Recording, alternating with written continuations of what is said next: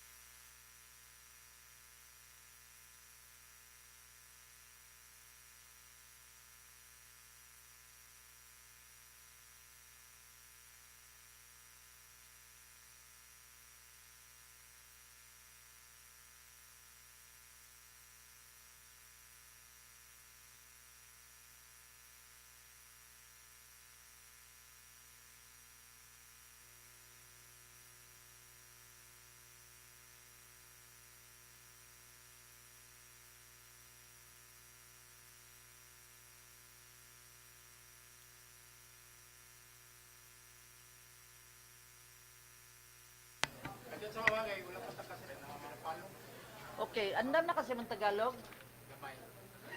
Kaunti. Kaunti lang. Maliit.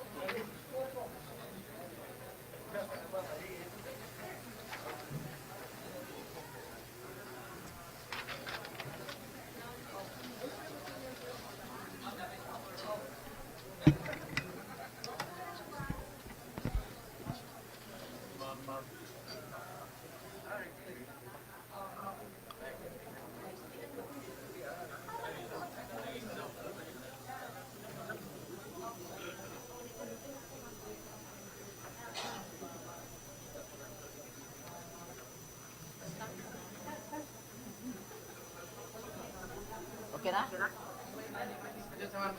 Okay.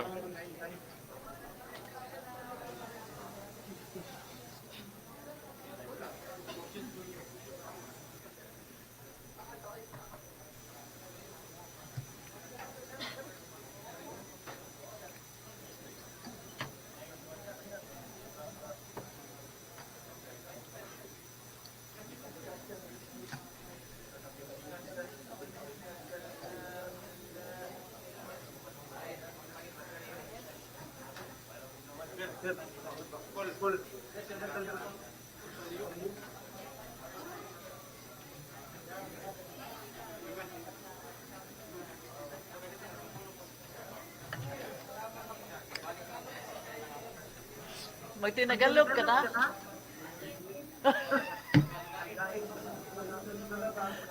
Tagalog na.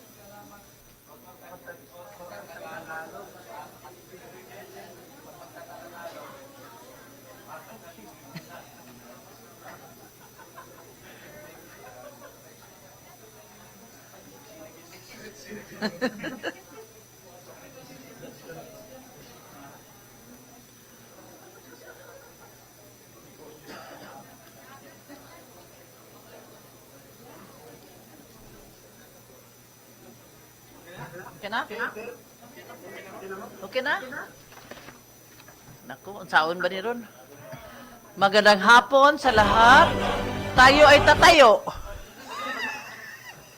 At sisimulan na natin ang pinaka 38 sesyon sa ika-20 na konseho ng lungsod ng Cagayan de Oro. Ang magdasal ngayon, ginoo ko, nung saan naman yung Tagalog ni? Ang kagalang-galang na kaunsilor, Maria Lourdes Gaanay, ang susunod, ang pag-awit ng lupang hinirang, and ang Cagayan de Oro March. Palihog tayo.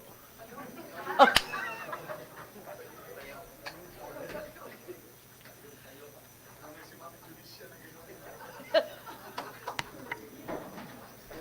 Magandang hapon. Magandang hapon. Thank you. Let us put ourselves in the presence of God. In the name of the Father, the Son, the Holy Spirit. Amen. Almighty and loving God, we gather before you today as members of the Cagayan de Oro City Council, entrusted with the responsibility of making decisions for the betterment of our beloved city and its people. We humbly come before you, seeking your wisdom, guidance, and blessings as we undertake the important work ahead of us. Grant us the discernment to make fair and just decisions, considering the needs and aspirations of all Cagayanons. Help us approach each issue with open minds, seeking common ground and striving for unity. May our discussions be marked by respect, understanding, and constructive dialogue, always keeping in mind the well-being of those we serve. Lord, we acknowledge the challenges that our city faces, be it in the areas of governance, public services, or the welfare of our constituents. We ask for your strength and fortitude to tackle these challenges with determination and perseverance. Help us to be good stewards of the resources entrusted to us, using them wisely for the benefit of all. As we begin this council session, we invite your holy presence among us. May your spirit guide our thoughts, words, and actions, inspiring us to make decisions that promote justice, equality, and the common good. Let your grace and love shine through us as we serve our fellow citizens. In your holy name, we pray. Amen. Amen. In the name of the Father, Son, and the Holy Spirit. Amen. Sorry, English. Mga kababayan, ang pambansang awit ng Pilipinas.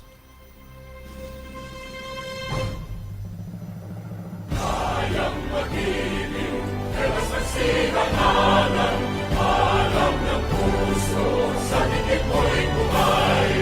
Lupang hinirang, kuya ka ng magiting, sa mandulubi, di ka pasisingil, sa nagagang tunog sa simoy at sa langit ng bagaw, ay hinagang tula, kawin sa pagkayang minamahal. Ang isang ng matawad mo'y tagumpay na nag-iindig, ang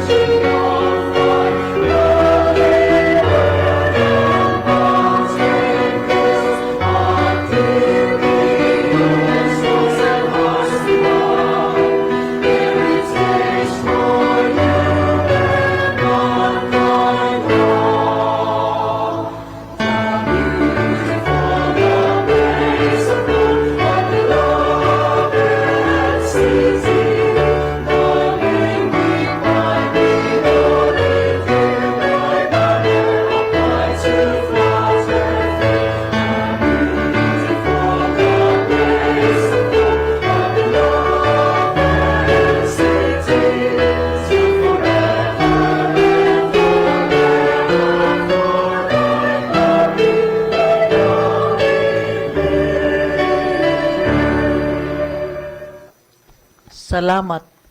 Pwede na kayong umupo.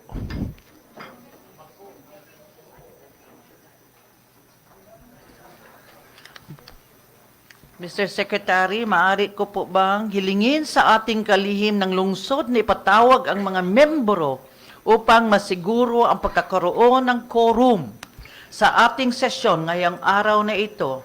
Maaari na po ba kayong magpatuloy, Ginoong Kalihim? Ay magpangatawa, kaya practice ko. Kagalang-galang na Jocelyn B. Rodriguez, Vice Alkalde ng Lungsod at namumunong opisyal ng Sangguniang Panglungsod. Para sa unang distrito, kagalang-galang na Agapito Heriberto G. Swan, kagalang-galang na Roger G. Abaday, kagalang-galang J.R. Pascual, kagalang-galang Aimee Rose P. Moreno, kagalang-galang Romeo V. Calizo, kagalang-galang George S. Goking, kagalang-galang Jose Pepe S. Abo Jr., at kagalang-galang Malvern E. Esparcia. Para sa ikalawang distrito, kagalang-galang Ivona Yasini B. Imano, kagalang-galang Maria Lourdes Isgaani, kagalang-galang Joylen Mercedes L. Balaba, kagalang-galang James K. Judith II, kagalang-galang Ayan Mark Yunakaya, kagalang-galang Edgar S. Cabanlas, kagalang-galang Christian Rostico M. Achas, kagalang-galang Suseth G. Magtahas Daba. Para sa mga ex-officio members, kagalang-galang Yanlam S. Lim, Presidente ng mga Liga ng Barangay, at kagalang-galang John Michael El Seno, Presidente ng Sangguniang Kabataang Federasyon. Recording in progress. There is quorum, Madam Presiding Officer. Nakumpirmanan ng ating kalihim ng lungsod ang pagkakaroon ng quorum para tayo ay makapagpatuloy sa ating sesyon ngayong araw. At tayo na po ay magpatuloy sa susunod na agenda.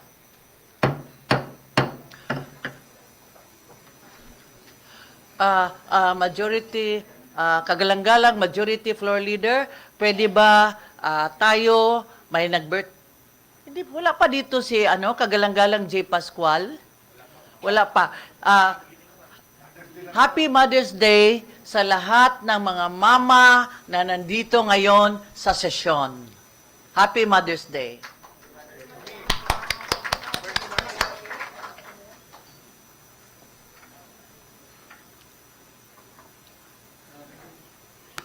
Thank you very much, Madam Presiding Officer, Vice Mayor Bibot Rodriguez. Good afternoon to the members of the City Council, to the visitors we have, members of the media, and those watching us in social media. Madam Chair, I move to dispense the reading of the minutes of the previous regular session on May 8, 2023, and considering the furnishing of the copies of the minutes as reading itself.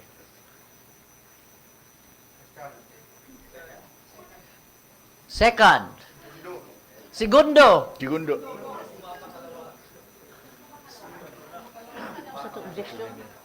Sinong tututol? Ha? Walang tututol, motion, inaprubahan. Ay, mo pagkatawa. Move to ano yun? Move siya. Aprobar. Move to approve or aprobahan ang minutos o sa nakaraang regular session sa ating Sangguniang Panglungsod. Aprobahan, may segundo. Pangalawa, may tututol. Wala. Walang tututol, motion, aprobado. Tagalog ba na aprobado? Okay. Madam Chair, bago tayo magpunta sa regular agenda natin, gusto ko lang ipaalam sa ating magandang Vice Mayor, President Salamat. Officer, na mayroon tayong mga bisita dito ngayon. Okay. Mga miyembro ng Oro Youth Development Council. Nandito sila para maka-witness, Saksi. makasaksi ng ginagawa natin dito. And pwede ba, Madam Chair, babasahin ko lang mga pangalan ng mga Oo, sige. para ma-acknowledge lang sila, Okay. makita natin sila. Okay. Nandito ang kilala naman natin ito. Oo. Si Councilor John Michael Seno. Kailangan ba alam yun? Andyan siya, Nandito. nakaupo. Siya ang master ng lahat ng mga Oro Youth, being the chairman of the SK. Okay. Nandito rin si tika muna. Gamitan muna natin ang antiuhos.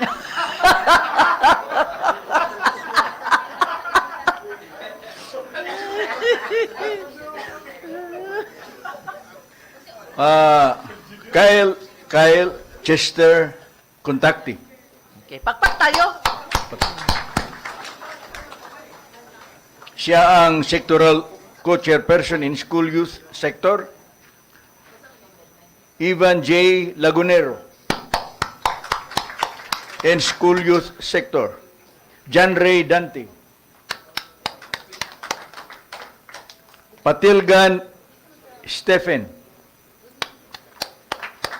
Algimer Alia. Bacongis Res France David. Fornelos Anthony Francis.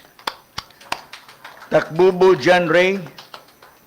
Catalbas Andrew. Rosales Mirasol. Diculano Lemuel. Hannah Gwyneth Pardilla. Kachula James. Aljo Jean Erwin Ryugi. Lambatan Izel. Sentina Lord Saver. Galarpe Marijan. Obenza Al Joseph Carmel. And Labeta Reza May. Sila po, Madam Chairman, sila po yung susumpa kaninang umaga. Oo. Kanina. Doon sa flag racing natin. Okay. Nandito kayo. Okay. Maraming salamat, kagalang-galang, Edgar Cabanlas, majority. Mataas na Pangulo sa sala ng sesyon. Welcome mga estudyante sa Xavier. Maraming salamat sa pagpunta ninyo dito, pagbisita sa aming sesyon. Maraming salamat sa inyo. Pakpakan natin. Oro Youth pala. Oro Youth. CDO, Oro Youth Development Council. Tayo'y papakpak.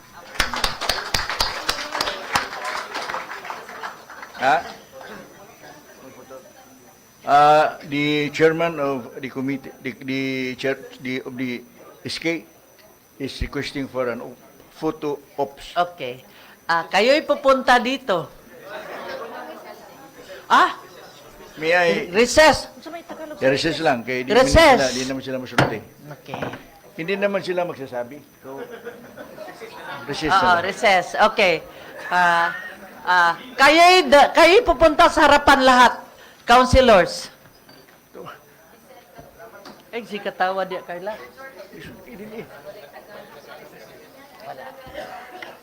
Ali. Kiri mo. Mga konsehal, kagalang-galang, dito tayo sa itaas. CDO.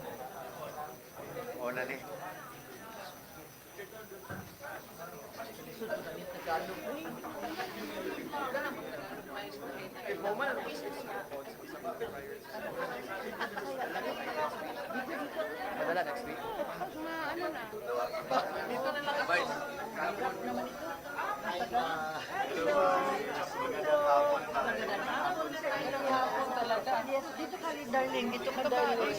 Tabi ka, dito ka. Oo. Okay. Okay na tayo? Uy, ali, diri, darling. Ali, ali, ali, ali, ali, ali. Gilang, ba?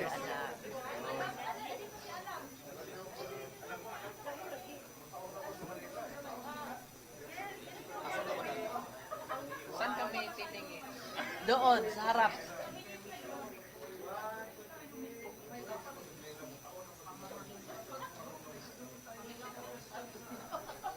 Kumusta mo? Kailangan ba? Memo ni sa DILG Vice? May mo lagi eh. Kung di saan ka magtagalog, basig ma-technical ka. Lagi bahala niya magkabaliktad ng atong Tagalog. For the entire year ni Vice or? Entire good na. Tanawa ganina ang flag ceremony, di ba? Lagi ni Tagalog ganina. Oo, Tagalog. Okay na? Okay. So maraming salamat. Good luck. Yes, Vice. Thank you. Okay.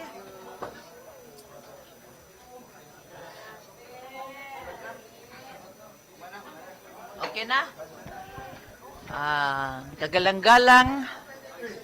Edgar Cabanlas, pwede pa tayo magpatuloy. Move to left recess.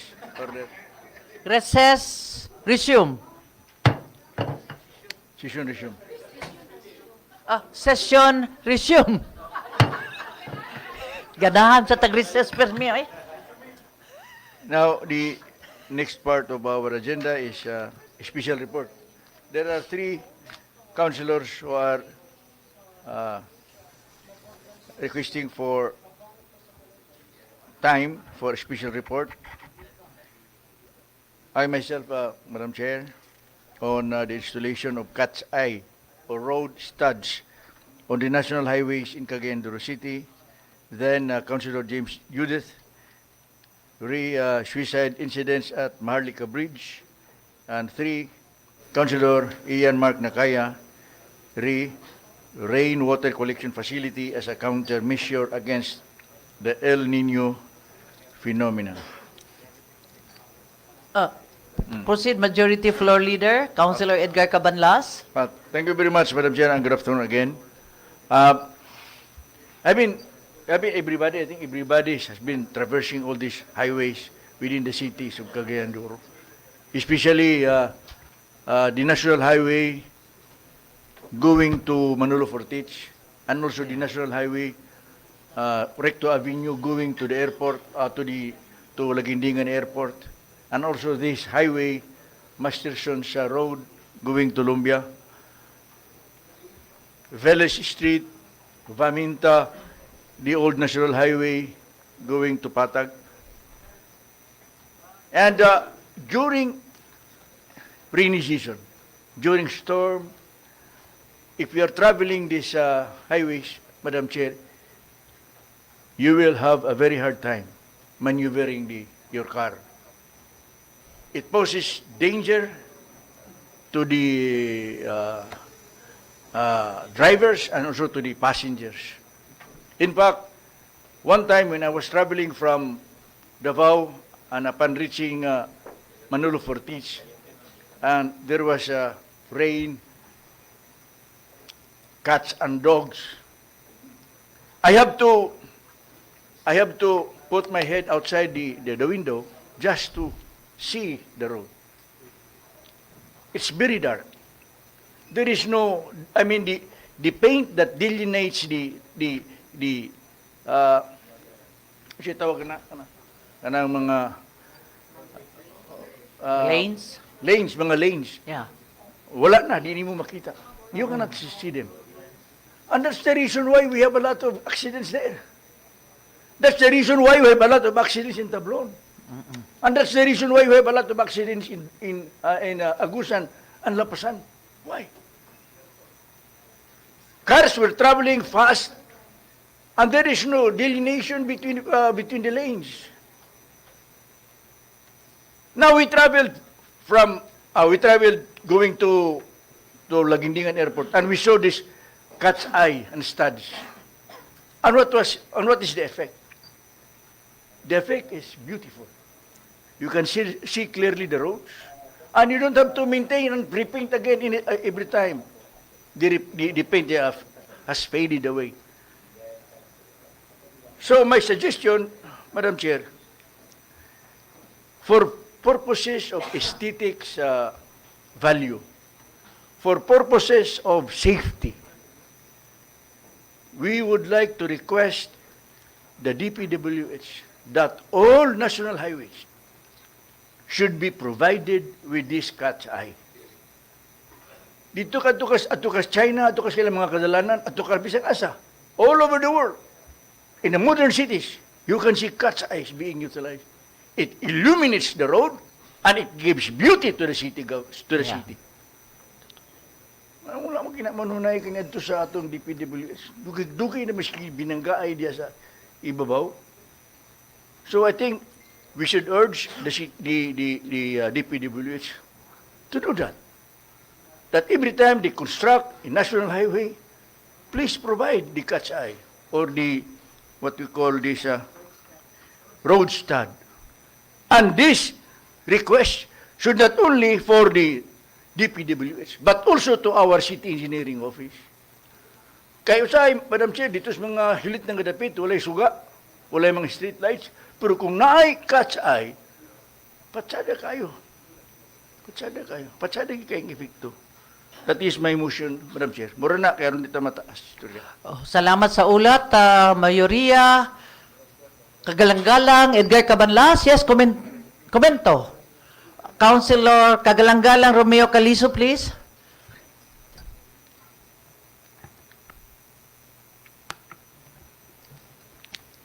Maraming salamat po sa ating kagalang-galang na namumunong opisyal sa ating pagtitipon sa hapong ito.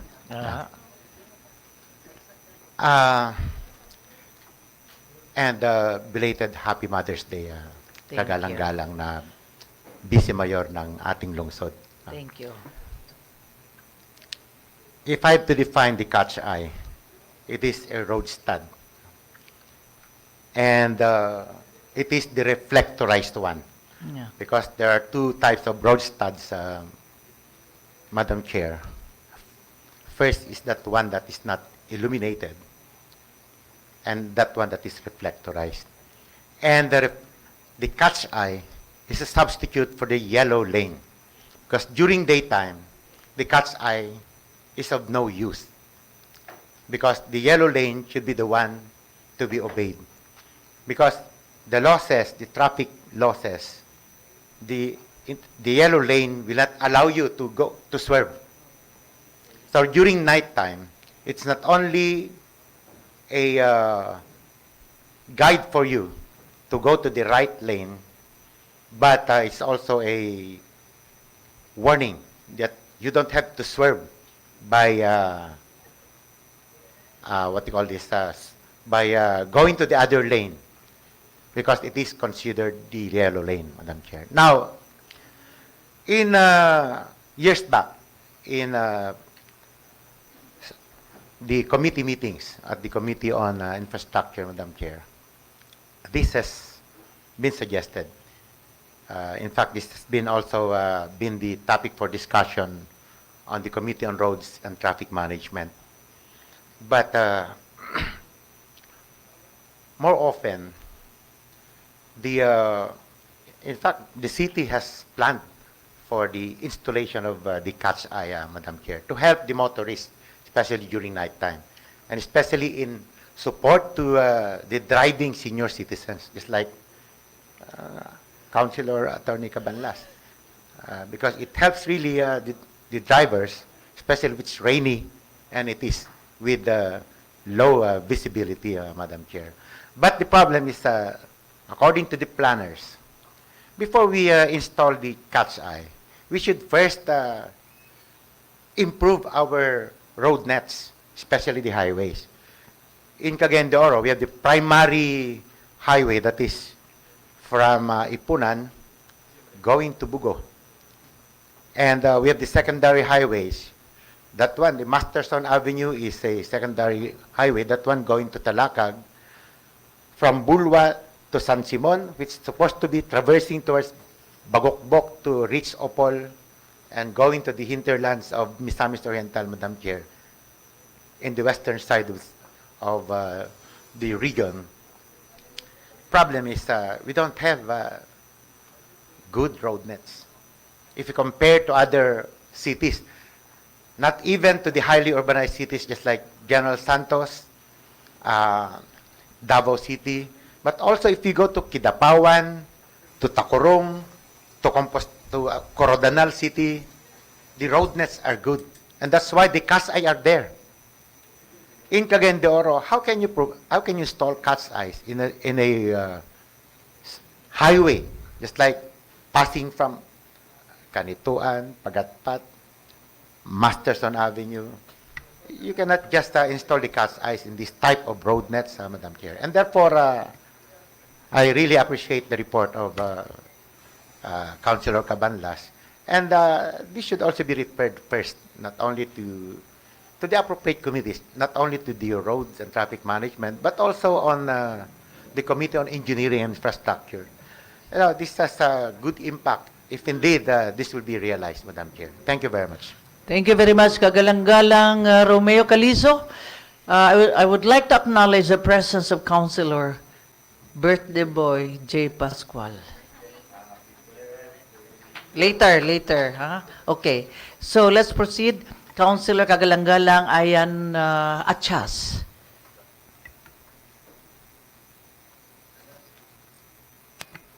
Rejoinder, Madam Chair, una sa lahat, magandang hapon po sa atong ginang alkalde, ang ating presiding namumuno ngayong hapon na ito sa aking mga kasamahan sa konseyo. Ang ipahiwatig ko lang po ay isang rejoinder sa proposal po ni Ginoong Konsehal Attorney Ed Cabanlas nga mangyari po lamang doon sa Sairi Highway ng Barangay Puerto. It is a 12-kilometer stretch. We have already almost a super highway. Malapad na yung daan. With this 12-kilometer stretch, it has been observed, Madam Chair, mostly every week there is a vehicular accident. One of the reason, wala tayong mga street lights.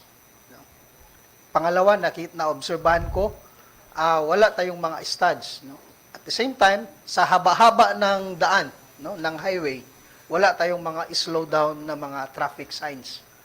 Ito po, hangad ko po nga maisali sa maong maisali sa isa sa ordinansa na ipinaabot ng ating floor leader. Yun lang po, Madam Chair. Nahirapan akong mag-Tagalog.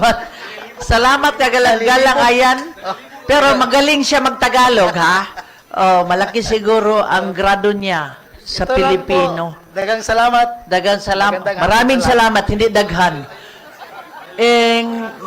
Ngayon, alam mo, pwede naman natin i-identify anong uunahin. Kasi hindi tayo maghintay na lahat talaga ng streets lalagyan nato ng cat's eye. Yung pwede na, uunahin natin. Kaya hindi man yan pwede, isabay, di ba? Sino pa magkomentaryo?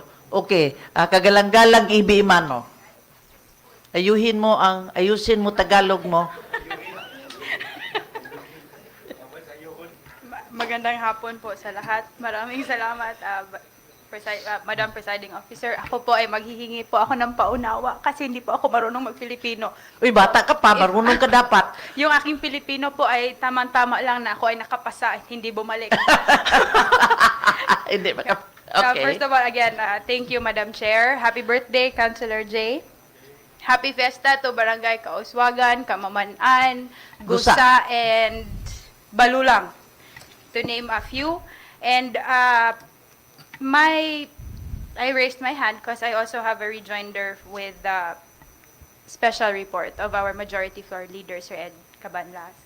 And yes, I am in favor of the cat's eye or the road stud because we have noticed that in the past few months, maybe even years, correct Pwede me ka if I'm mag-Tagalog? wrong.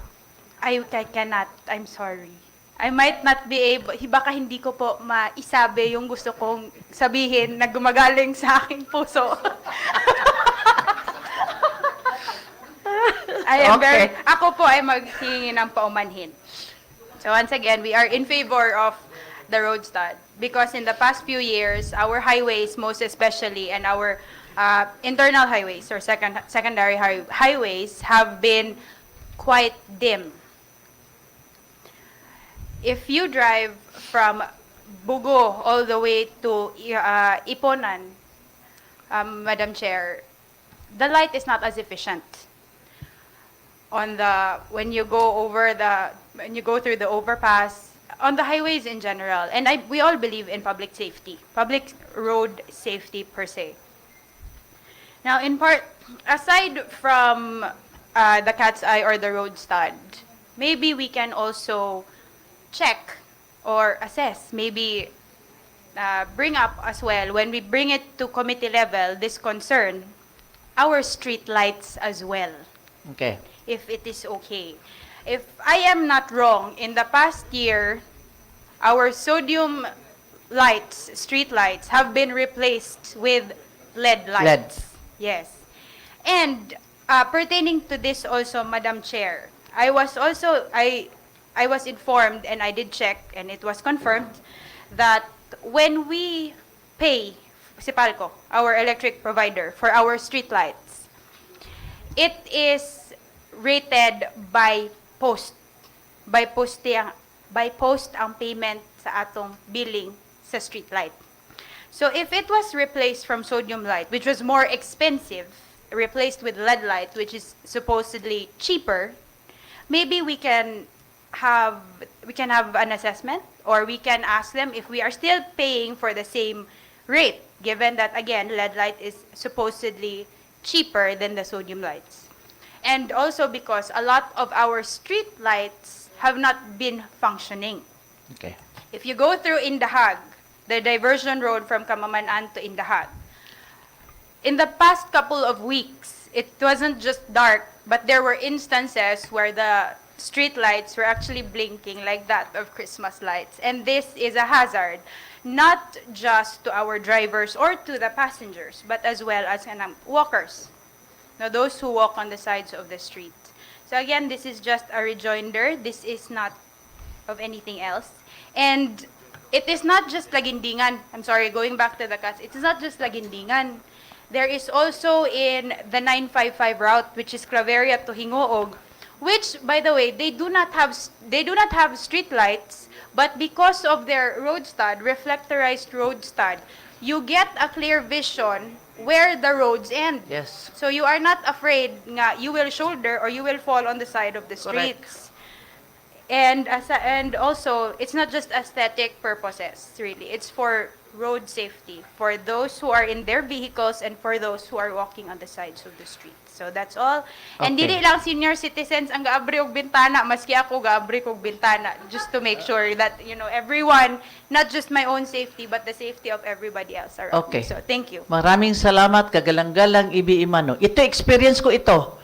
Alam mo, ako, pamilya ko, 4 kami. Asawa ko, 2 anak. Land trip. Cagayan, Baya, Tacloban, Baya, Manila. Ang na-experience ko, in fact, coming back, Manila, Baya, Batangas, Baya, Cebu, Dumaguete, Baya, Cagayan. Ang nakakatulong talaga, kasi asawa ko ang nagda-drive, ang nakakatulong talaga is the road stand. Walang ilaw ang mga daan sa gabi, kahit na anong oras na ng gabi, pero ang nakakatulong talaga ang road stand. Yan talaga binabasihan ng asawa ko saan papunta, patungo. So ang laki ng ang laki ng tulong hanggang kami dumating. In fact, Mindoro, maliit na lugar, meron ng road stand. Kahit saan pinakasulok, merong road stand. Tayo, progressive na syudad, dapat meron na rin tayo niyan para sa kapakanan, safety ng ating mga nagda-drive. Okay. Komentaryo pa. Kayo. Wala na? Kagalang-galang Edgar Cabanlas. Okay, Madam Chair. in addition to the suggestion of Councilor Evie, I think it's time for us to change our street lights. Kabayad ta karon at nagbabayad tayo kahit walang hindi umiilaw yung mga street lights at I think 20 pesos Correct. per post. Why not change it to solar? Correct. I mean, all the cities in the Philippines, I think the big cities, they're using solar.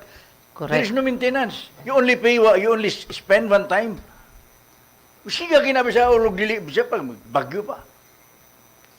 So, I think it's time for us, I would like to refer this to the Committee on Traffic and Infrastructure. Consider solar street lights as a replacement of this Sipalco LED street lights. Kay tsada kay ang bisag asa ka paingon, siga Correct. gina pirmi pagabot alas Yes. 5:30 siga gina. Correct. Di na nimo atuan pa i-on i-off. Thank you. Salamat. Maraming salamat, Kagalang-galang Area Cabanlas. Experience din ito akin. Ako'y nakapunta ng Dezo Capital ng China. Lahat solar. Walang gumagamit ng ilaw. Kahit aircon, 5-star hotel, naka-solar yan. Tayo'y pupunta doon. Obserbahan natin. Maganda. Kahit ang motor naka-solar. Kahit cellphone naka-solar. Kahit, so ano pang babayaran ng mga, sa mga electric natin? Lahat. Kaya yung Deso is the capital, solar capital of China. Ang ganda, lahat solar ang ginagamit. Hopefully, tayo sa syudad, matuto na tayong gumamit ng solar. Kahit sa sarili nating bahay, mag-install tayo ng solar para maliwanag. Kahit sa mga daan, solar. Punta tayo ng China. Maganda to, talaga. Oo. Oh. Ano ang susunod na majority floor leader? I think there is no serious objection to this request to the Yes. PWH. We will make it as an additional agenda, but the solar be referred to the committee. Okay. I-refer natin sa committee. Committee on Public Works? Public Works and Infra? yes. Infra? Okay. Councilor John Michael Seno. Okay. Maraming salamat. So the second reporter, Madam Chair, is Councilor James Judith. Ang ating maliit, pangalawa, minority, pangalawang minoriya, maliit na minoriya sa sala, sa sesyon. Tinatawag ko si Kagalang-galang Attorney James Judith. Taos puso kong pagbati ng Malaki ang boses niya, hinaan mo. araw. Isang magandang araw sa iyo, Vice Alkalde ng ating lungsod at Pangulo ng ating sanggunian. Og sa atong tinahod ng mga kauban sa konseho, atong mga bisita nga naadya karon sa likod nga bahin sa atong session hall, sa atong pinanggang katawhan sa Dakbayan sa Cagayan de Oro sa inyong tanan, maupay. Ang Marcos Bridge, isa sa napulo ka mga tulay dinhi sa atong Dakbayan. Apil na niini ang wa pa natibawas nga Bunbon Makabalan Bridge. Ang opisyal nga kanhi pangalan niining Marcos Bridge mauman ang Philippine-Japanese Friendship Highway Bridge. Og ngano nahimo kining Marcos Bridge kay tungod matud pa sa akong kanhi professor sa administrative law, kanhi mayor Concordio Corjing Deal. Kanhi mayor sa atong Dakbayan matud pa ang kung siya pabuton, ang gusto gid niya ang pangalan sa mong tulay Marcos Bridge. Taliwala nga gipangalan kini nga Philippine-Japanese Friendship Highway Bridge. Kay matud pa niya, dili malalis nga ang amahan sa atong kasamtangan nga presidente Bongbong Marcos, ang iyang amahan mo may hinungdan sa pagkatukod sa maubaling tulay. Kay matud pa ni kanhi Mayor Concordio Cording Diel. Siya gitaghangyo sa presidente sa Pilipinas adtong panahon nga mabutungag ikanduhang tulay ang atong Dakbayan kay nagkalapad na kini kay bunog na ang Esalina Bridge. Og wa kunoy sa paglangan gihatag ni Presidente Marcos gigahinan og pundo og natukod ang maong tulay. Apan dili kana mao ang gilangkuban sa akong special report karong hapuna, kundi kabahin sa sunod-sunod na nga mga paghikok or suicide attempts sa maong tulay.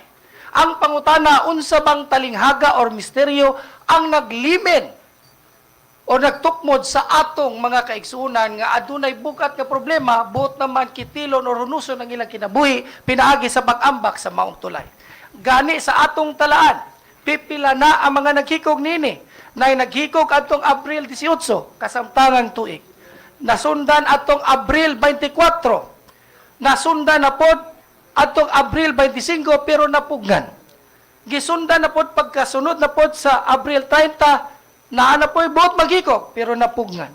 Dito na pod na sa Mayo 6 na ay kumadumduman ay duha ka mga naalaan bali nga mag-uyab nga nag-ambak sa maong tulay. Puro mga batanon, ang usa babae nadala dito sa balay tambalanan og naluwas, apan ang lalaki hantod karon missing pagyapon.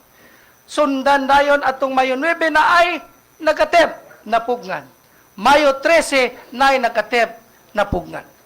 Akong dakong pagpasalamat kay mismo si Mayor Rolando Clarix oy nagsaad man nga butangan na niya or patasan niya ang gitawag nato nga guard railing sa maong tulay. Dako natong pasalamat nga nagresponde ang atong mayor. Apan inani karon ang problema. Nasayod man taon sa kalangan ang gobyerno sa pagtubag sa maubali nga atong sugyot sa atong mayor. Abtan pata og samsyam. Kabaluman pud ta nga kining problema sa hikog dili na gid ni kinahanglan nga madugay. Wala tay solusyon nga long term nini, pero aduna tay solusyon nga pangkaron lang. Ug mao kini ang atong sugyot. Nga kung mahimo, imbis nga guard railings nga atong ibutang sa tulay aron mapugnan ang buot maghikog niini, pwede ba butangan na lang nato og net nga ang dakbayan mo gasto diha sa ubos nga bahin sa tulay? Og ikaduha nga bahin, simple lang. Kani may kalabutan sa Committee on Disaster Preparedness and Resiliency nga gipanguluhan ni Konsehal Bernie Esparcia. Kaysa imo naman ni nakabutang Berns. Nga kung mahimo, dili lang ang atong pulis ang magbantay. Inabagan bali sa mga tanod sa mga nakadayang barangay nga gilangkuban sa maong tulay. Kung dili kinahanglan naapod ang mga sakyanan sa USAR o mga personahe sa USAR kon urban search and rescue. Kay nga naman, kay dili naman ingon sa pagbantay nga ila baling mapugnan ang buot maghikog, dabi ang pangutana kung nakalikay, kung diretso nakaambak, o kinahanglan nga dalon sa balay tambalanan, kinahanglan naa ang USAR. Aron maluwas nato sila isip first responders o gitawag nato first aid sa maubali nga gikinahanglan sa atong mga kaigsuunan nga buot maghikog or magambak diha ng tulay. Busa, at this juncture, Madam Chair, I respectfully move that this matter be referred to the Committee on Disaster Preparedness and Resiliency chaired by the Honorable Councilor Malvern Esparcia. Dini na lang kukutod, daghang salamat, Madam Chair, o asdang Cagayan de Oro. Maraming salamat, Councilor. Kagalang-galang, Attorney James Judith. Yes, kagalang-galang, Attorney Joey Abo.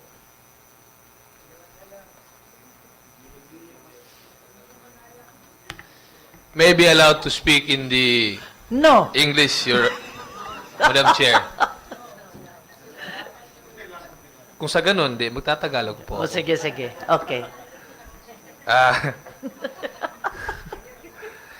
anyway, Madam Chair, I understand the statement of the good Councilor James Judith nga angay murag naumot na sikat kayo ning Marcos Bridge lately, no? In fact, naapod diri bag-upod sa Cagayan Bridge kini sa may rotonda na nag-attempt I think kagahapon na pod pero maayo kay napugngan. But suicide can happen anywhere. It can happen not only by jumping over the bridge, it can happen even inside your room, inside your car or anywhere. But what's important is that we try to give importance and attention to this matter. Mas lalong paan ng mga inanang klase sa precautions. Now, I understand, Madam Chair, that we have this city ordinance that we have. The mental health ordinance. In fact, it is authored by the presiding chair as well. I just observed, Madam Chair, this is just a point of inquiry for clarification, and hopefully we can do, if there be any need to add. I read through the said ordinance, and I just found out that in fact the beneficial owner of this is the archdiocese, and Councilor Bo. the LGU is the legal owner. Yeah. But it's defined here under section 4, the definition of terms, section 4, paragraph J. Mental health professionals refer to those persons who, with formal education and training in mental health and behavioral sciences, such as but not limited to psychiatrists, psychologists, psychiatric nurse, or psychiatric social workers. And if you try to refer again to section 5,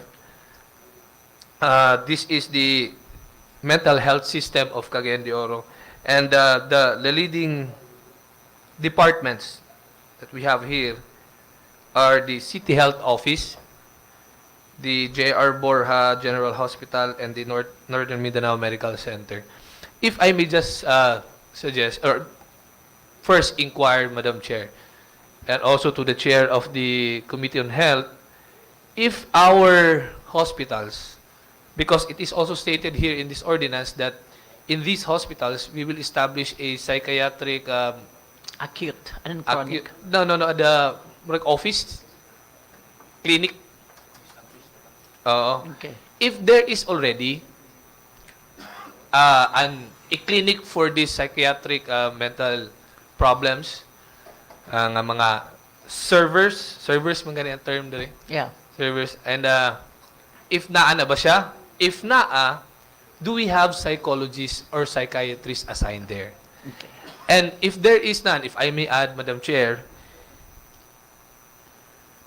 if there is or there is none, can we also add here probably the city social welfare development?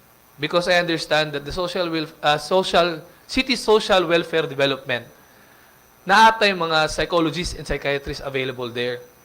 So sa mga inani nga klase po, mga debriefing, it's more on the even in the national scope, it's more on the social welfare department or division ang cater aning mga inani, especially kana mga stress debriefing, kana type problems sa mental illness, or sa kanang mga mental problems, or kanang psychological nga kuan. May I ask, just that's my question, Madam Chair. Do we have already this psychiatric office or clinic or department in the J.R. Borja General Hospital and the NMMC? If there is, do we have psychologists and psychiatrists assigned there? If there is or if there is none, can we also add the city social welfare department to be included in the ordinance, since we also have available psychiatrists in the local government unit? Thank you very much, Madam. Thank you very much, Councilor Attorney General. Let me call my co-author now, Councilor Lourdes Gani.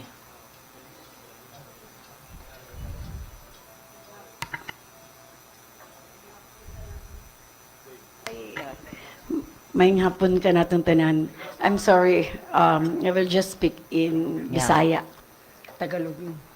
Anyway, we have the acute psychiatric unit, first sa J.R. Borja, but it was recently transferred to the House of Hope, considering na ang manpower from the Department of Health were pulled out para makakonsentrate sa atong GDA areas. So, functional ang atong acute psychiatric unit nga naa karon sa House of Hope. Now, ang gaman ani ang atong usa ka psychiatrist in the person of Dr. Una Aguilar. And as far as CSWD is concerned, we also have our psychosocial unit karon. Ang nagdala ni karon is our psychologist in the person of Dr. J. Milionen. So, maula na siya. Actually, gusto lang ako ipasabot sa tanan nga, in handling mental health, it's not only treatment diretso. First and foremost, we go into steps, process like, una, ang counseling. So, we have our psychosocial unit nga naa under sa CSWD. So, daghan ang gabuhaton ana, storya, kailangan og process ana. After which, kung kailangan na gyud og treatment or management, that is the time nga ga-refer ang patient to our acute psychiatric unit. In fact, our JR Bora Hospital has been coordinating with St. Paul's of Davao City Davao City Mental Hospital for those patients nga dili na gyud kaya nato sa treatment here nga ato gyud gaipadala sa Davao City. So ang ako lang siguro awareness sa atong katawhan nga naagi proseso ani para mabawan nila. So ang ako is refer patients. In fact, kaganina during the flag raising, this was raised by our psychologist, Dr. Lunen, during the flag raising na kailangan unsay mga signs na ay depression ang usa ka tawo. And I hope nga masabtan sa atong katawhan na natay during office hours na ay hotline number na pwede ma-refer sa atong psychosocial unit, and after 5 p.m. pwede nato ma-refer sa 911, our CDR. So thank you. Thank you very much, Councilor. Can I expound a little bit? Then I will call you, okay? My ordinance is focusing on the comprehensive, community-based. What do you mean? We start on a barangay. Now, in fact, it was already budgeted by our mayor, no? Wala pa lang ang implementing rules and regulations. But then I want to explain that it will start on the barangay. That is precisely why City Health is involved. With the barangay as community base for our assessment and evaluation of our cases of mental condition, then that is where the barangay starts to assess, evaluate, then proceed to the partners like Jarboha and NMMC. The problem now is we haven't started it with community base. If you have to check on it, community-based, kaya diha man nangamuyo ang atong mga residente, and they're under the barangay health workers. My ordinance says that these barangay health workers will be trained. Kay dili man, this is a very sensitive issue, dealing with mental condition.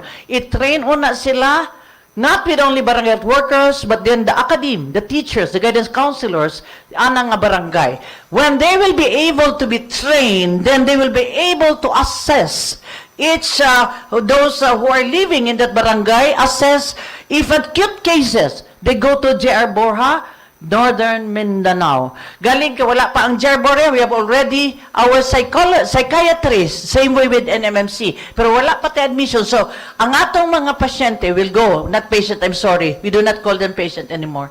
Our server will go to the Karonsa, will go to the House of Hope. House of Hope should be a case for chronic. Chronic ka nang gabalik-balik na. And then until they are stabilized sa House of Hope, then our main goal now is for them to go back to the community as a productive citizen of the community. Maogi na ang goal na to. So somehow, this ordinance had been already been enacted on June 6, 2022. I want to to stress important matters. And according to Section 14, on the appointment of members of Cagayan de Oro Mental Health Board, and Section 36, on the formulation, implementing rules and regulations said ordinance, our ordinance expressly provides that this must be done within 90 days. After its enactment, or last September 6, 2022. Okay? So, this is not only an executive. In Section 5 of the ordinance, which states, the executive and legislative offices shall be the front runners in the promulgation of programs and implementation guidelines of achieving a healthy mental health state of its constituents. I will be writing to the mayor, kaya I know the mayor already had already put budget for this, so that we can really start community-based para gwapo ang flow sa atong comprehensive mental health program.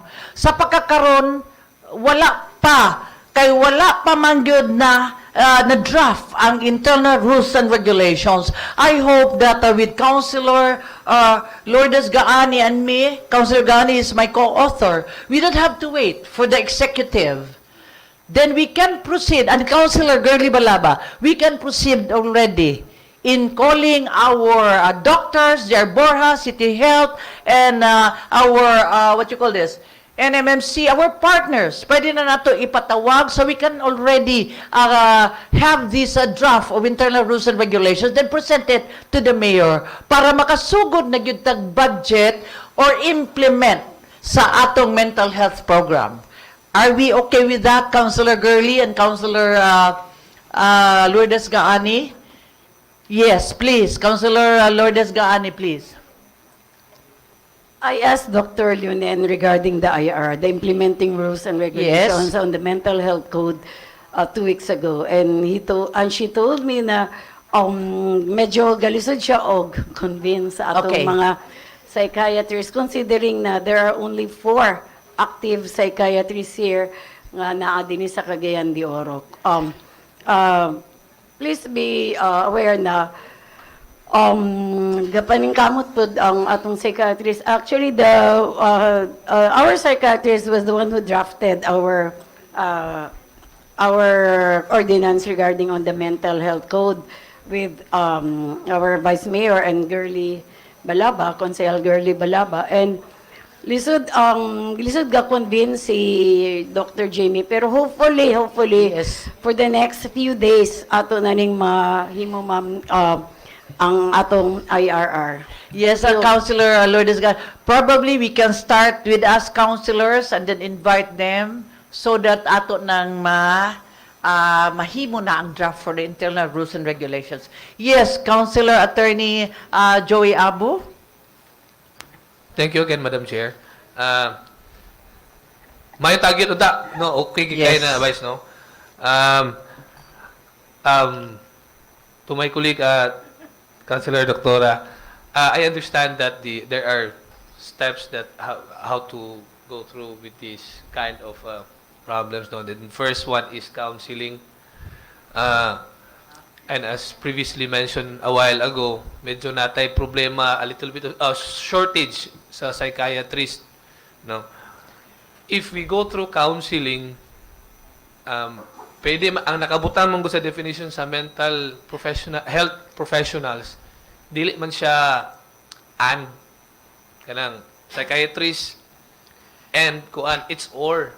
So, pwede ta either. So, one of it is a psychiatric nurse or psychiatric social worker. So, pwede ang social worker, gyapon, in the absence of a psychiatrist. So, since there is a shortage of number to cater nga kaning mga psychiatrists to cater this problem, probably we could also tap the city social welfare. Kaya naman tayo mga social worker nga mo kanang part sa mga debriefing gyapon ana at the same time. And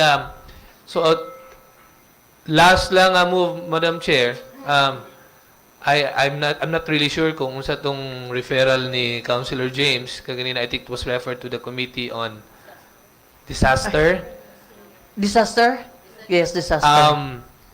If I make a subsidiary motion, Madam Chair, to that matter, I think this matter should be referred more properly to the Committee on Health and Social Services as well. Yeah. Because this matter involves more on the mental health issue. It's more of a health issue. So it should be properly referred to the Committee on Health. And since we are trying to look into the possibility of including the City Social Welfare Department office, then I think also we can also ask the Committee on Social Services to join as well. Thank you, Mr. Okay, Chair. thank you very much. Let me comment on these partners, no?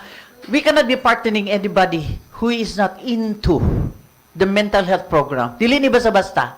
No, precisely why we have to conduct seminars and training so that the words that comes out from their mouth should be what you call this, kanang nakaibalo na sila. We cannot just be having those counseling from anybody. Kaya these are very sensitive topic and sensitive issue. So, ang ato gyud is that if and when, I know Mayor Clarexo is very supportive of the program, gibadjita naman ganini, so we can already start with a seminar on mental health program, those who are our partners, so makasugod na gyud dayon ta sa atong comprehensive mental health program. Yes, Councilor Roger Abaday, you're recognized. Salamat po, kagalang-galang BC Alcalde, ating presiding officer, mga kagalang-galang na membro sa 20th City Council, ang lahat na nakarinig, na nanginig, pamanin lang, hindi ako Nakikinig, nakikinig, Nanginginig? listening, and watching us today, no? Pamanin lang, hindi ako marunong masyado magsalita ng Pilipino kasi mutaon pa ko sa Manila. Mutaon, makatuig pa. Mutaon, bra? Ganun ba? But anyway, patsada ang no? Very good. And maganda yung special report and comments. No? And I learned that the author of this ordinance is not least that our Vice Mayor now, no? Vice Mayor Jocelyn Rodriguez. And I was one of also contribute some suggestion, no? That this ordinance was crafted. No? Actually, we do not blame entirely the bridge because the bridge was built there. It has its own standard, its own weight, and its own. Di mo na basta dugangan, kulangan ang tulay dia kay delikado na sa ma-distort ang iyang kuan ba? Na-design, engineering design. No? We cannot blame the bridge, but the best in one of the comprehensive program, wala lang masampit, no? And I've said this, in academic, under academic studies, one of the causes of suicide is psychologically distress or emotion ang bata. And who is the best agency that will detect the character and behavior of the child? One is the family, is the parents. The parents is the best detector to their child whether there are problems, suffering from any problem. So, may bawaan sa karakter or batasan sa bata kung dunay problema ang bata. Di man gyud mag-cause mo. So, the parents should have to intervene, counseling, to always keep on contact with the child. And aside from the parents, the school also has a part of this comprehensive plan in order to check or to hinder child from this suicide, because suicide, this is the last resort of a person if he has nothing to think anymore. No? Mo nang problema. So, that muna pangungusgan nato siguro. Mga ginikanan, the family, you have to check your children, no? Whether you have to talk every now and then, so that you will be able to anticipate whatever plans of your child. Kay gani ang uban tanan nga hikog na ilang mga suicide notes. Gipagkuan pulos kid problema. So although I am agreeing ang kanang bridge is one of the best opportunity of those people who commit suicide. Kay open man, di ba? But we will have the engineering siguro, and we will do something that that will also makadugang dia para nga ma-discourage ang mga kanang plano. But not totally that you add on anything there on the bridge because that might distort the engineering structure of that bridge. So, Okay. kinahanglan i-balance kina. Ganun lang. Thank you very much, Councilor Roger Baday. True. Parents should be involved with their children. Open your line of communication to your children. Assess, evaluate, see the red flag to your children. If your children is different from what you have been observing here, him or her, before, then you notice something different, red flag, evaluate, assess, go to professional help. Yes? Who is Councilor Bernice Pasha?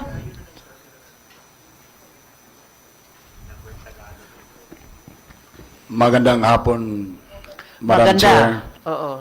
Sa lahat po ng mga kasamahan kong mga konsehal, sa lahat po na nakikinig ngayon sa online, andito po ngayon sa ating sesyon, magandang hapon po sa ating lahat.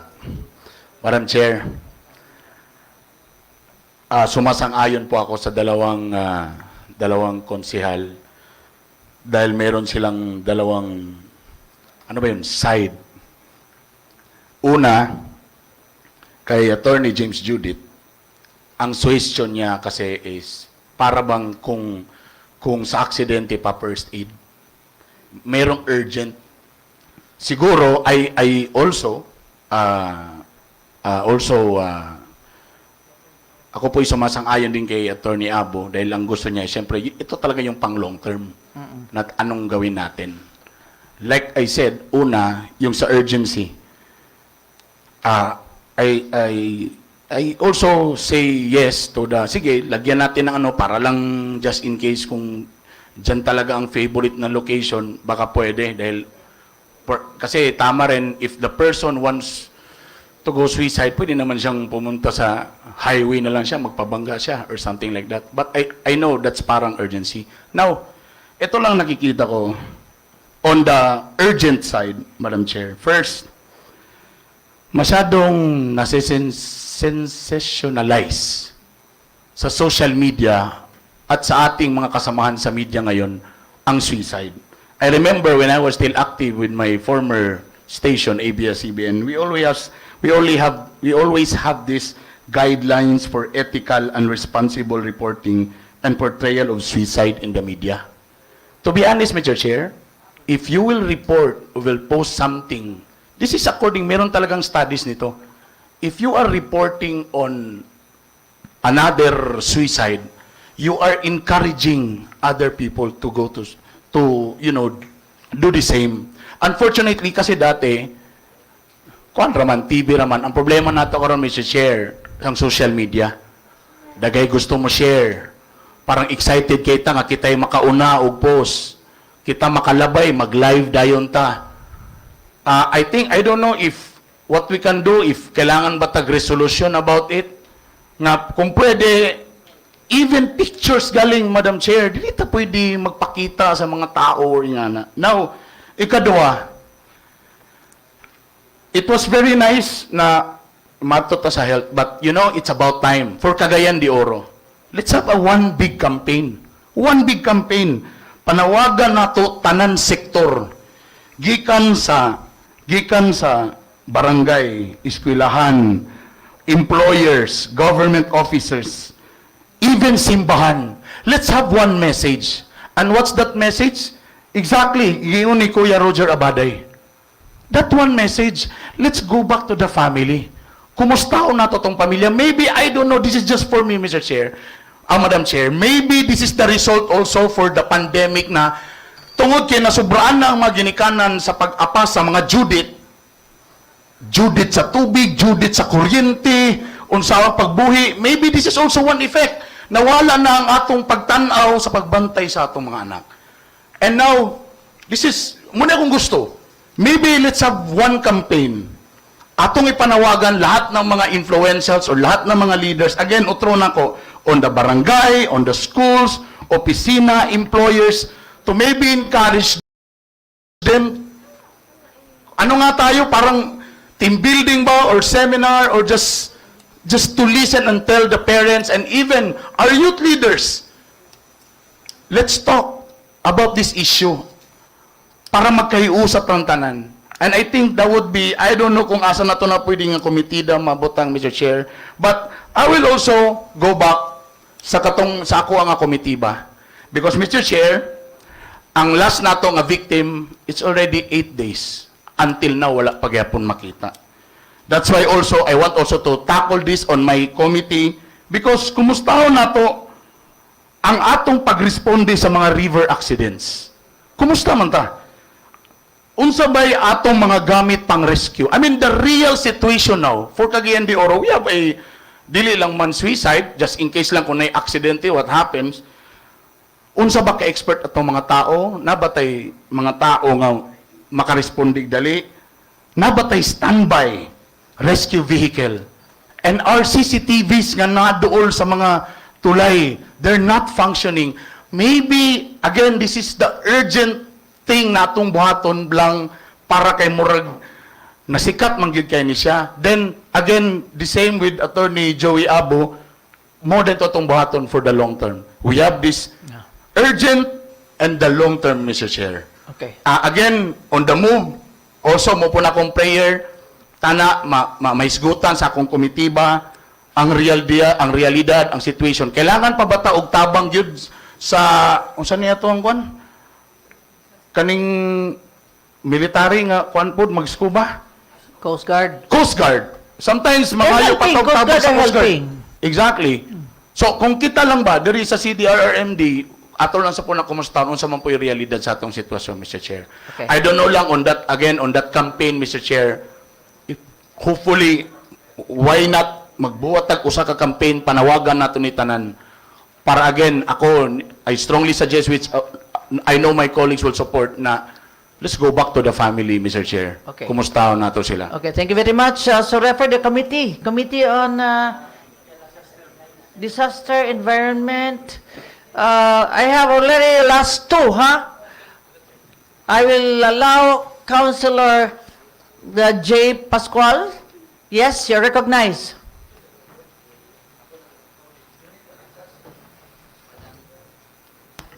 Magandang hapon po, Madam Chair, and sa kasamaan ko sa City Council. Di ko kabarang Tagalog, Madam Chair. So I will just speak in our native tongue. So, ang ako lang, Madam Chair, is force multiplier.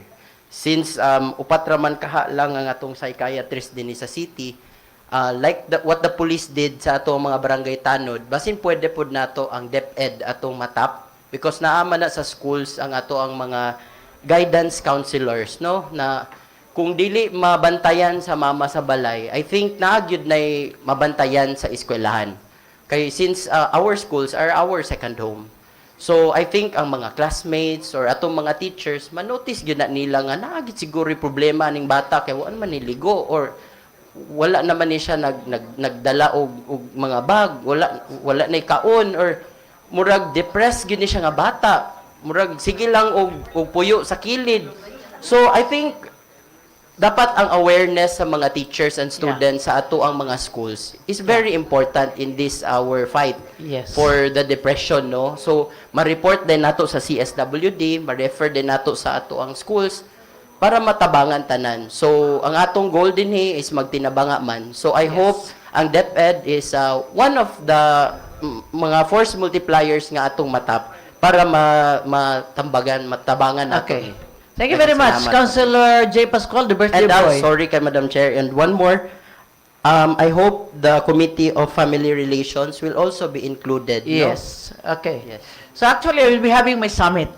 The Vice Mayor's Office will be having my summit involving the guidance counselor schools in different schools, no? So we can start on that, no?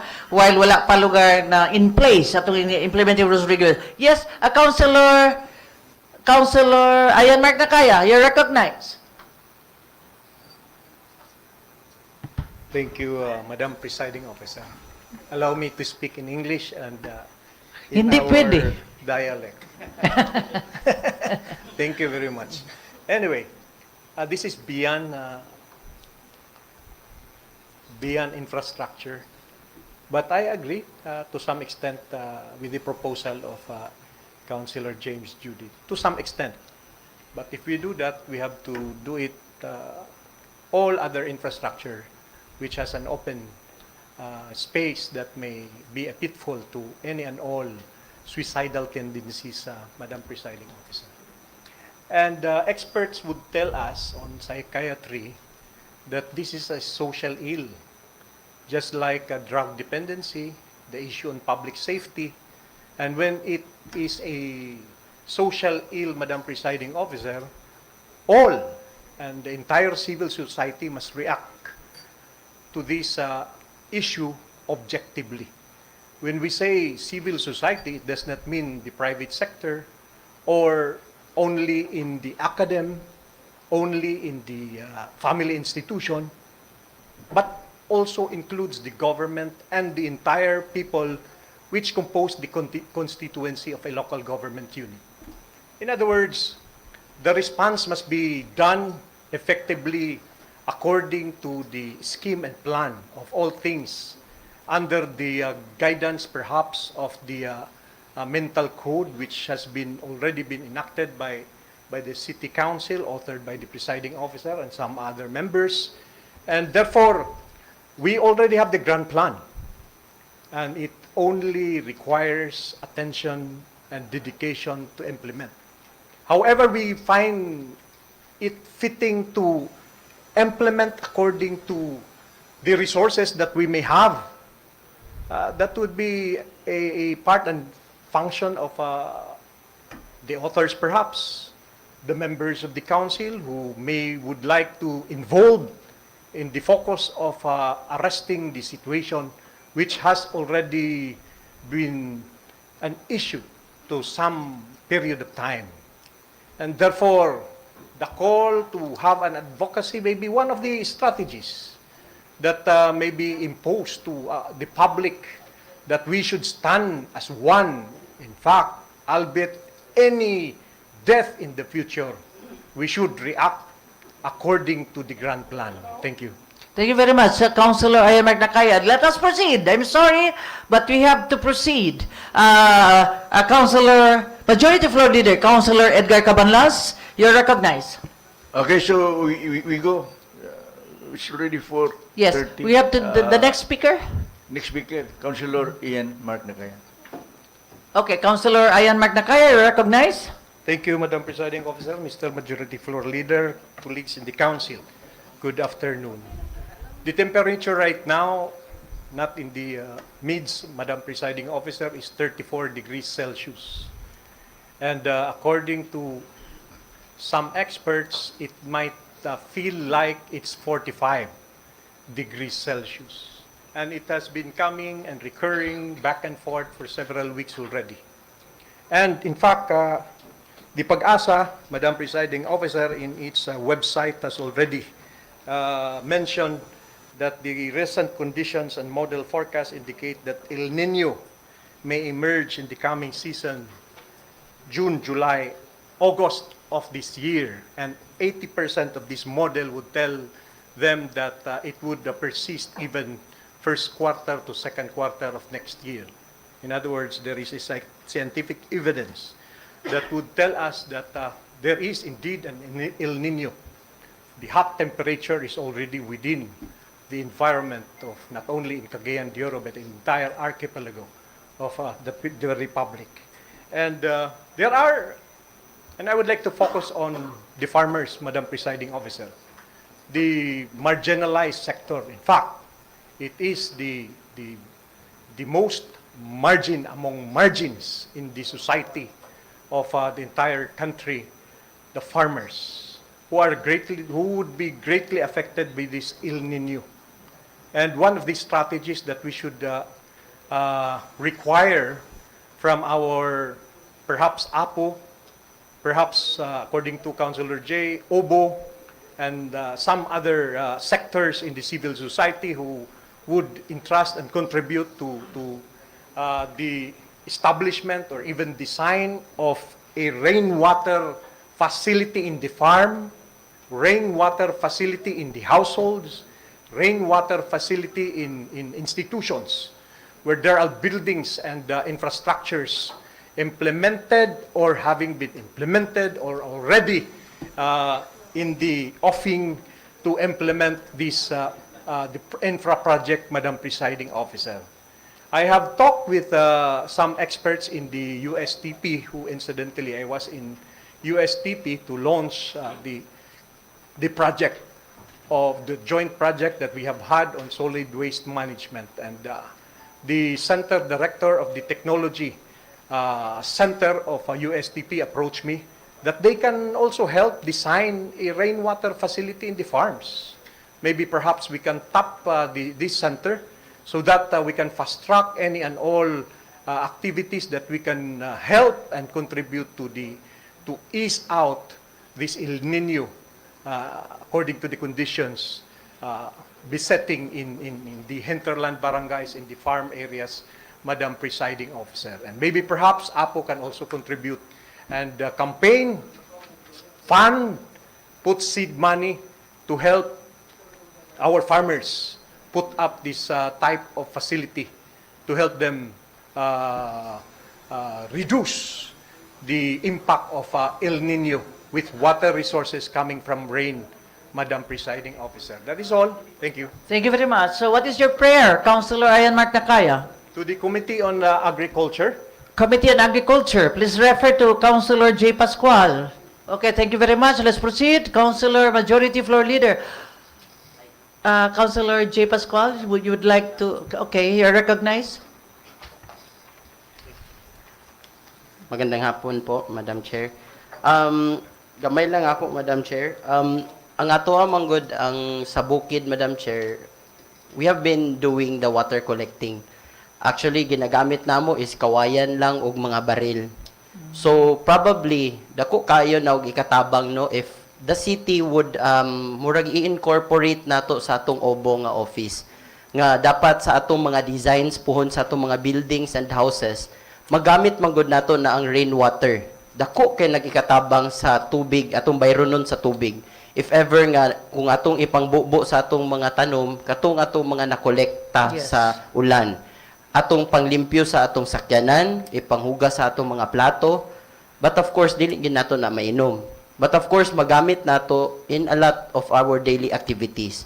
So hopefully, we will, in the proper time, makahimo ta og ordinance na ma-incorporate nato sa ato ang building code dinhi sa Dakbayan sa Cagayan de Oro. Yes, thank you very much. Actually, we have this green building code. Hopefully, this will be approved so that naadiha ang pamaagi, no, to recycle water. So, do we need a reservoir for that? Dako gyud. We don't have any in Cagayan. Madam Chair, ang kuan manggod nato ang plan nato ana Madam Chair is magtagsa-tagsa sa balay na sila dako nga drum para sa ilang own personal. Sa ila lang sa. Yes. Okay. Thank you. Councilor, yes. Councilor Attorney Chief Judith, yes, make it fast. Yes, Madam Chair, ang ako lang is, naanam ko ibalaw na RA 6716, ang Rainwater Collection and Springs Development Act of 1989. Siguro di na tayo yung dagan pa na patay complementary nga ordinance nga atong ipasa o resolution kabayan niya na. Ang ato lang siguro nga pagpatuman o paghatag memorandum sa atong mga department head, sa atong mga kabarangay, mga opisyalis sa kabarangayan, nga ipatuman ang RA 6716. So sakto tong special report ni Konsehal Ayan Mark Nakaya nga naa na siya nga atong himuon labi na nga naa ito yung gipaabot nga El Nino. Okay, thank you very much, Councilor Attorney James Judith. Yes, Councilor Majority Floor Leader, Councilor Edgar Cabanlas, please proceed. Thank you, Madam Chair. We just referred that to the Committee on Agriculture for the proper implementation program. Business of the day. Items I, 1 and 2. Turks, please. For omnibus approval, items 1 and 2. Item 1 is proposed resolution number 2023-381. Returning to the Sangguniang Kabataan of Barangay Agusan, the city, its resolution number 3, series of 2023, covering its supplemental budget number 1 for calendar year 2023 with an estimated income of 2,849,518 pesos.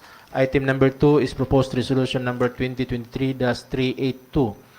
Returning to the Sangguniang Kabataan of Barangay Bulwa, the city, its resolution number 003, series of 2023, covering its annual budget for CY 2023 with an estimated income of 3,924,668 pesos, with the information that said resolutions are operative in their entirety. Committee sponsors, Committee on Sports and Youth Development, and Committee on Laws and Rules.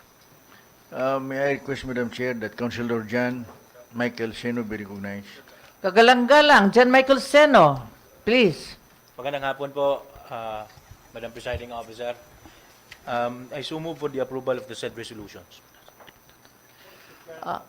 Segundo, pagtutol. Walang tumutol, Walang naputol. ito ay ipapasa na. Move to dispense second and move to approve on second and final reading, Madam Chair.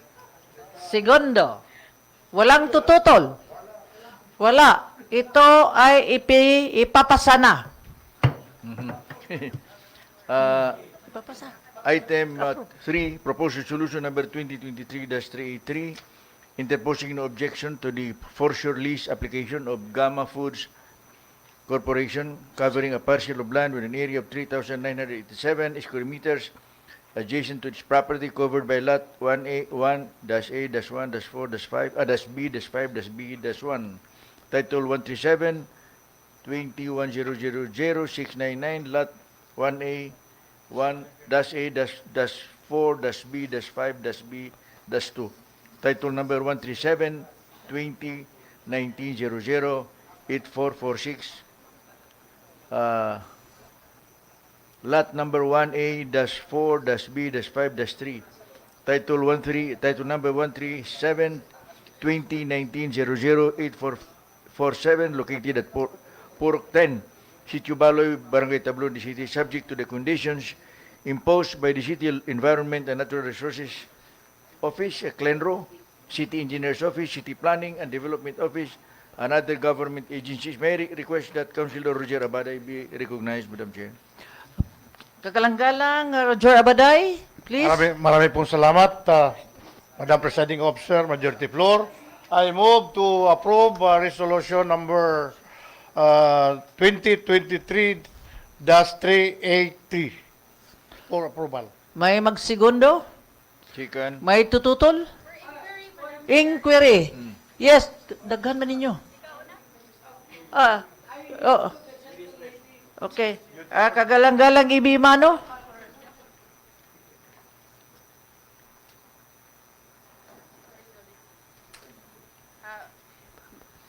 Magandang hapon po ulit. Thank you, Madam Chair. I am not, for the record, I am not against the interposing no objection, but I do have a query.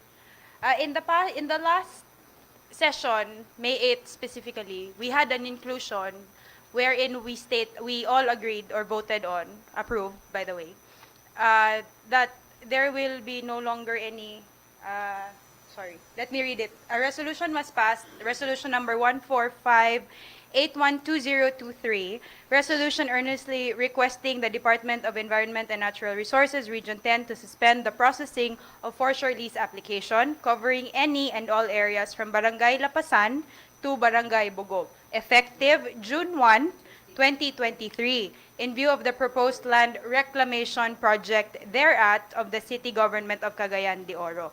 Although the effectivity of this resolution will still be on June 1, I would just like to ask, what would be the impact if we approve this resolution to the public entities, to Gamma Farms, as well as to us in the city government? It's just an inquiry, Mr. Chair. Okay, To the good kagalang-galang, majority Edgar floor. Cabanlas, yes. Thank you.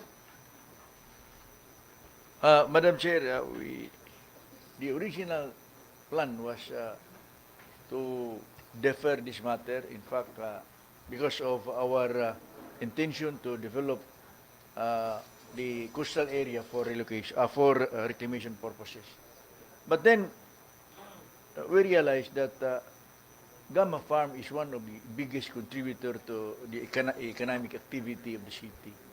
Dako ang ilang natabang, and in fact they are supplying not only the city of Cagayan de Oro but the entire island of Mindanao and now the Visayas of all these poultry products. And they need this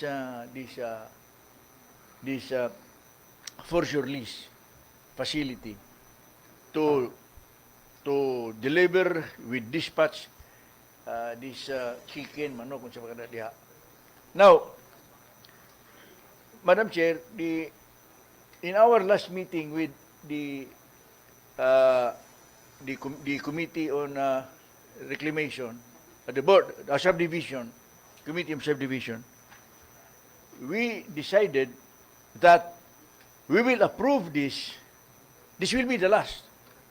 Because after all, this application was already endorsed to us for approval even before the creation of the Reclamation Authority. So, murag luoy pod nga vested interest has set in. And to deny this would be unfair also to Gamma Farms, to Gamma Foods. So muna nga nauna man gani ang atong resolution, but I suggested that this resolution that would request this DDNR to hold in abeyance all applications for forcible lease should be effective June 1, 2023. To actually to accommodate this. Kaya kung ato siya nang i-approve, during the time when we approve the ordinance, then maglisod na ni pag-approve. So that's the reason why we have to move back. So, Mr. Secretary? And we put a condition to the approval. We require the Gamma an affidavit of undertaking, which they have submitted. Dugay mo nila na submit ni. Because we require them to submit an undertaking that if we pursue our plan to construct a reclamation project there at the area, they are willing to dismantle and remove this forcible lease facility that we will put up and share. Okay. Complete nga, I think Councilor Aga was there during the meeting. Di ba? Aga na. Oh, so this is now the record. And they have complied. Complied. Any komentaryo? Kagalang-galang, suset, magtahas na ba? Maraming salamat, Madam Chair. Tanong ko lang sana if merong favorable recommendation from the City Legal's Office. May paborable ba? Rekomendasyon from City Legal, kagalang-galang Edgar Cabanlas? I'm not sure. But I think there was a favorable recommendation from the Clenro. What about the legal torch? Wala. Clenro. Because we have previously approved forcible lease agreement without the Clenro. Without the legal. Clenro. After all, it is not within our authority to issue the lease. We are only saying that we have no objection. It is the DDNR that has the authority to approve or disapprove. Okay. So, anong masasabi? Just to be clarified. Kagalang-galang, bakit ka nagsalita? Hindi pa kita kinawag. Sorry Okay na po, lang, sorry, sige. sorry po. Okay. Kagalang-galang, Roger Abaday. Maraming salamat po, Madam Presiding Officer. Just for clarity, will you please turn to page 48, Appendix Day 48 of your agenda, paragraph F of the affidavit of undertaking.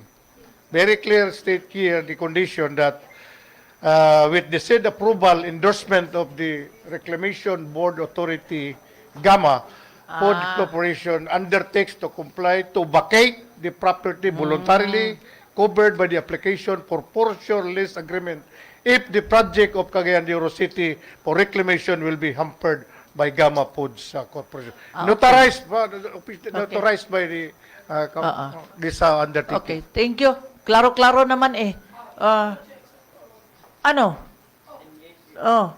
Kagalang-galang ato James Judith. Madam Chair, dili na ko kinala magtinagalog, kaya nagtagalog na ko ganyan. Ina nila, ang ako point of query lang, majority floor leader no kanang, ako magkitanaw din ang mga attachments, suklip din ang mga attachments, o maski gani sa affidavit of undertaking, gusto lang ako tatawon kung ang pagtugot man nato sa interposing no objection, ako lang kung ang ilabang forcible lease application sa Gamma Foods, di pa kaingon nga, ila din ang koralon, babagan nila ang lapyahan, nga gikan bali sa wala nga tampi sa mao bali nga propiedad sa Gamma Foods, dili na makatabok nga itong mga kaigsuunan, paingon dito sa kining sa pikas tampi sa tuong nga bahin sa maong propiedad. Mao lang akong gusto klarohon. Kagalang-galang Edgar Cabanlas, yes? for sure list is not reclamation. Kini siya, kuan ni siya, mga kahoy, mga yan, nga, dili siya makadisturbo kay sa dagat. Marag, panagatan. Dili na kurulon. Ang yalan na is, dunay maparkingan sa mga barko diya, o sa lansa ba? Pero dili gid siya nga iyang babagan ang dagat. Kay, makagigapon. Klaro man ang undertaking niya, oh. Will be hampered Gamma Foods, so ang Cagayan will have all the authority kung in kaso there's a hampering of any program We require- project sa city. We require that, Madam Chair, even Yes. the corporate authority from the corporation itself was also attached to the record. Okay. Kagalang-galang Ayan at Chas, yes please.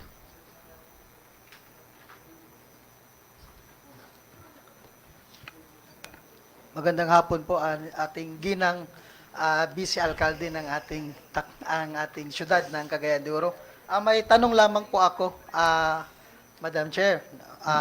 Since this is a for-sure lease, so how many years nga pwede silang mugamit sa atong shoreline, and kung muhawa sila or kung gamito na sa syudad ang maong area, do have to compensate the gama sa ilang development sa maong area?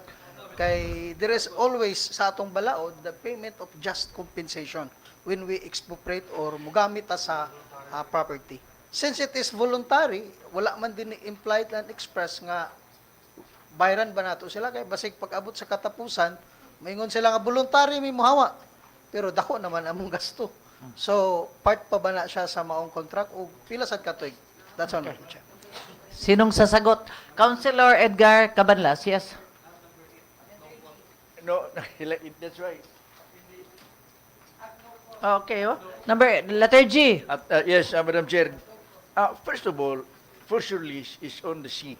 Nobody owns the sea except the government. So, wag kini kabayaran supposed to be. Kaya, this is only a privilege to use temporarily the sea for sure lease. And usahay lang ako ato lang ng bantayan, I'm thinking aloud.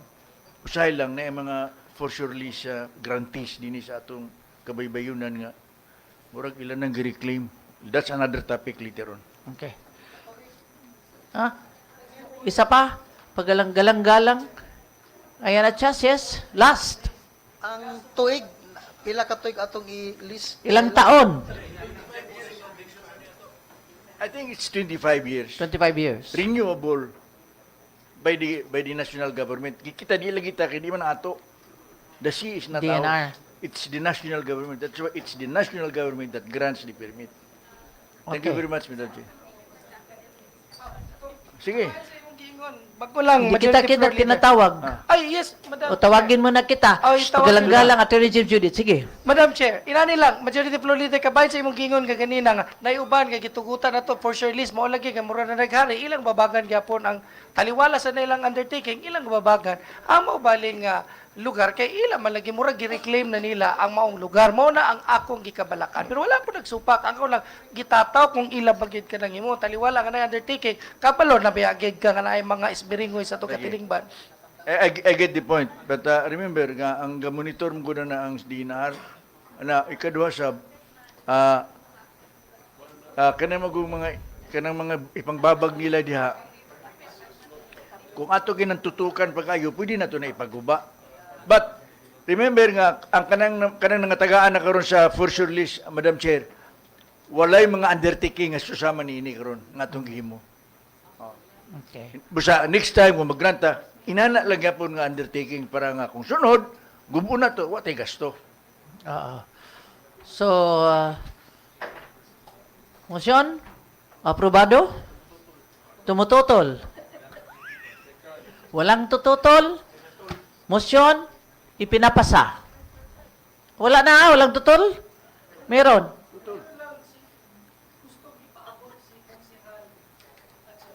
Meron ka pa? Ipaabot?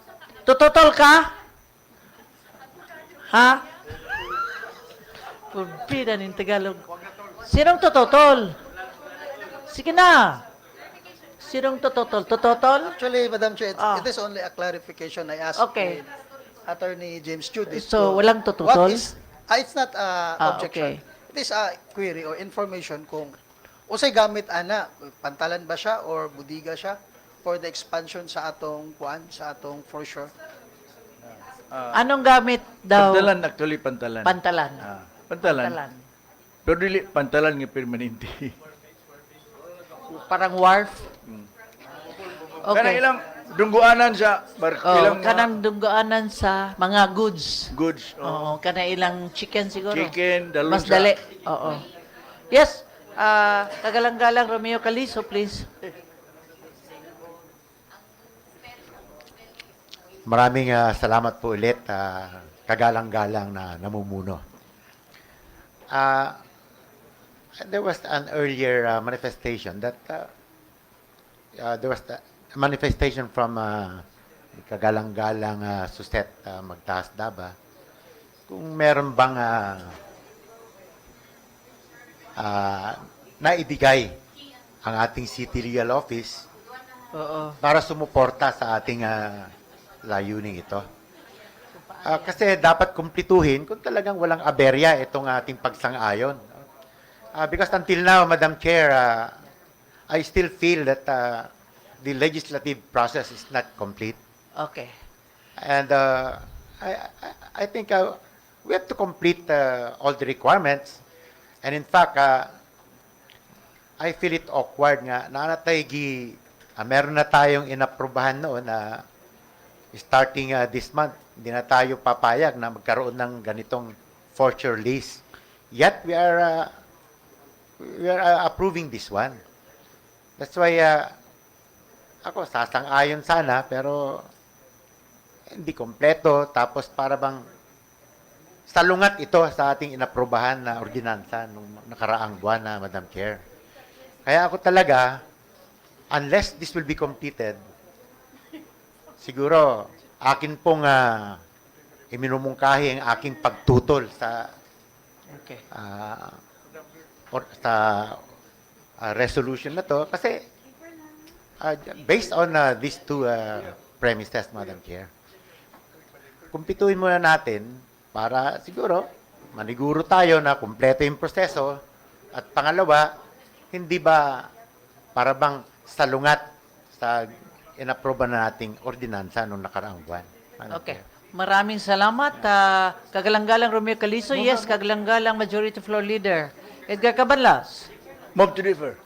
Okay, there's this motion Please refer to the, May motion. to the city legal office. For, na refer to the City no, not Legal for 1 week. Office. As long as it needs to be studied. There is Okay? no problem with that. Okay. What you're only saying is that it's not the city government that approves this. But okay, we will go back to the city legal. Thank you very much, Madam Chair. Give the City Legal also the timetable. Yes, well, Because- let us not Oo. rush the issue. 1 week? 2 weeks, 2 In weeks, fact, yeah. I would rather, as chairman of the committee, as chairman of the board of reclamation, I would rather disapprove this. If I will be but it's because of the, Lack of yes, So we will give them one week. Legal City, 1 week? 1 week. Okay, Let's okay. let's request city legal for 1 week. Okay, so there's the deferment. So, Move to differ, Madam Chair. okay. Segundo, tututol. Walang tututol. Itong motion, pinapasa.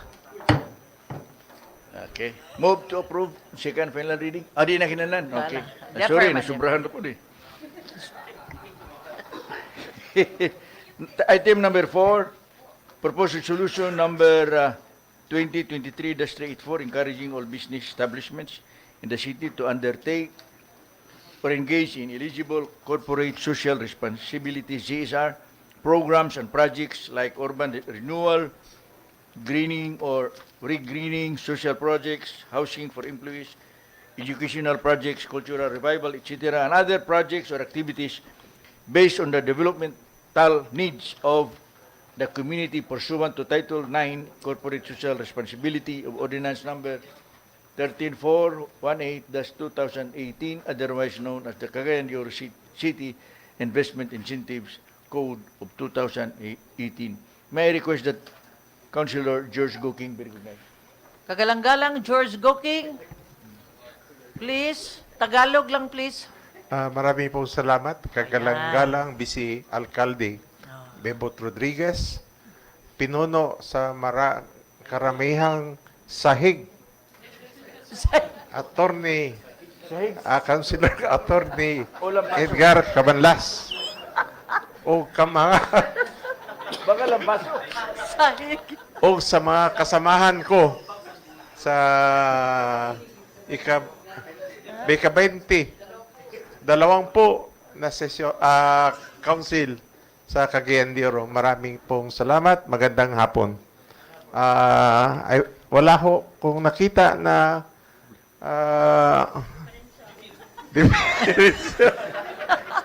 ibabara sa proposed resolution number 2023-384. Ikagalang-galang Vice Alcalde Bebot Rodriguez. Salamat. Ibabara, ano yan, Tagalog? Ha? Tagalog, ibabara. Okay. Tama ba? Sama. Kaysa Bisaya, ibubukog mo na siya. Ibubuko. Yun lang ang... Motion, segundo. Tututol. Walang tututol. Motion, ipinasa. Salamat po. Move to approve on second and final reading. Segundo. Tututol. Walang tututol. Motion, ipinasa. Item number 5, proposed ordinance number 2023-200, authorizing the city accountant to charge the sum of 8,500 for the item special program project, mines management, other maintenance and operating expenses in the 2023 annual budget of the City Local Environment Natural Resources Office, the city, to cover payment of the honorarium of the members of the City Mining Regulatory Board, Technical Working Group for the month of November 2022. May I move that, may I request, Madam Chair, that Councilor Romeo V. Calizo be recognized? Kagalang-galang, Romeo Calizo. Kagalang-galang na namumuno. Nasa tama po ang lahat. Kaya aking isinusulong ang pagsang-ayon sa ordinansang ito. Sulong, sundalo. Motion. Motion. Segundo, motion. Tututol. Walang tututol. Motion, ipinasa ngayon din. Move to approve on second and final reading. Segundo, motion. Tututol. Walang tututol. Motion, pinasa. Item number 6, proposed ordinance number 2023-201, authorizing the city accountant to charge the sum of 25,000 from the item special program project, Salamat Paalam Retirement Gift Incentive Praise Program in the 2023 annual budget of the Human Resource Management Office, the city to cover payment of the claim for retirement gift incentive of the late engineer Julito V. Serinia, former assistant city engineer, City Engineering Office, the city, who died last January 18, 2018, with 25 years of government service. May I request that Councilor Alam be recognized? I think this is from the Finance Committee. Pagal. Yeah, the chairman is the... Kagalang-galang, Alam Lim, you're recognized. Kagalang-galang Vice Mayor. Lahat ito ay tama. Sinusulong kong aprobahin Ordinance Number 2023-200.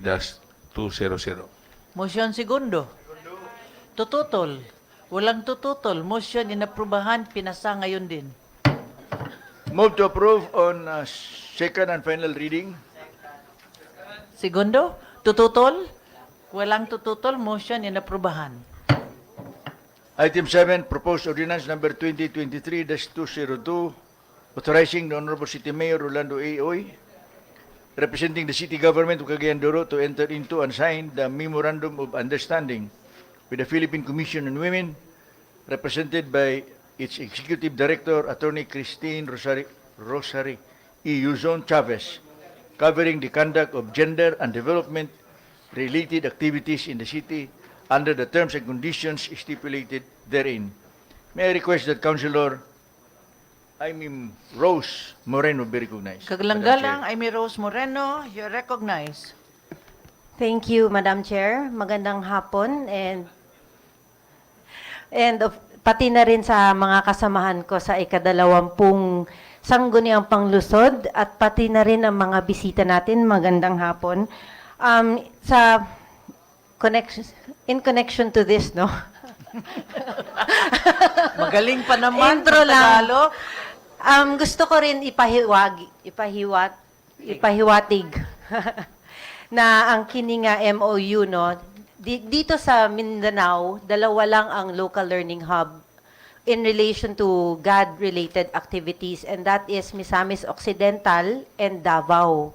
And dahil sa MOU na to, tayo ay nag-hope, nag-aspire na maging God-centered din ang Cagayan de Oro, not only in Mindanao, but also in the entire Philippines. Maging modelo ang Cagayan de Oro.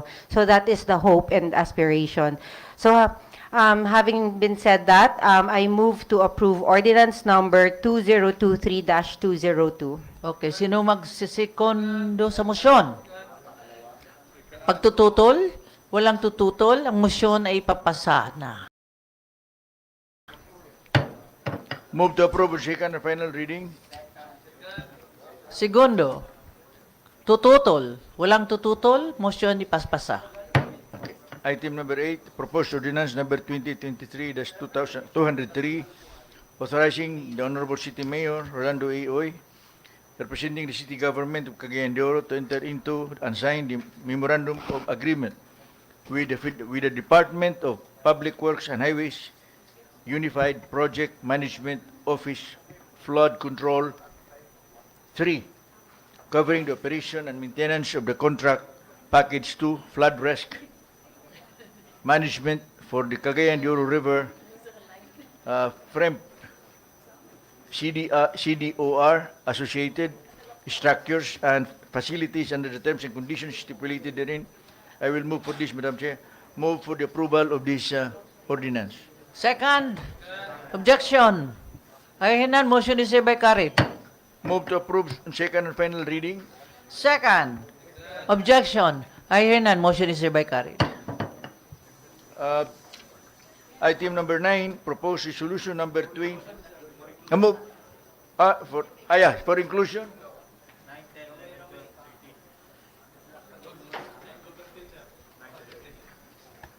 May I move, Madam Chair, that items 9 to 13 be included in our agenda. Second, objection. I hear none, motion is hereby carried. Item number 9, proposed resolution number 2023-385, earnestly requesting... Kagalang-galang Edgar Cabanlas, hindi na ikaw magre-read. Si Mr. Secretary para makapagpahinga ka. Oh. Mr. Secretary. Sige, Turks, ikaw. Nakalimutan mo na ang lahat. Item number 9. Ayaw ng ana-ana, Turks.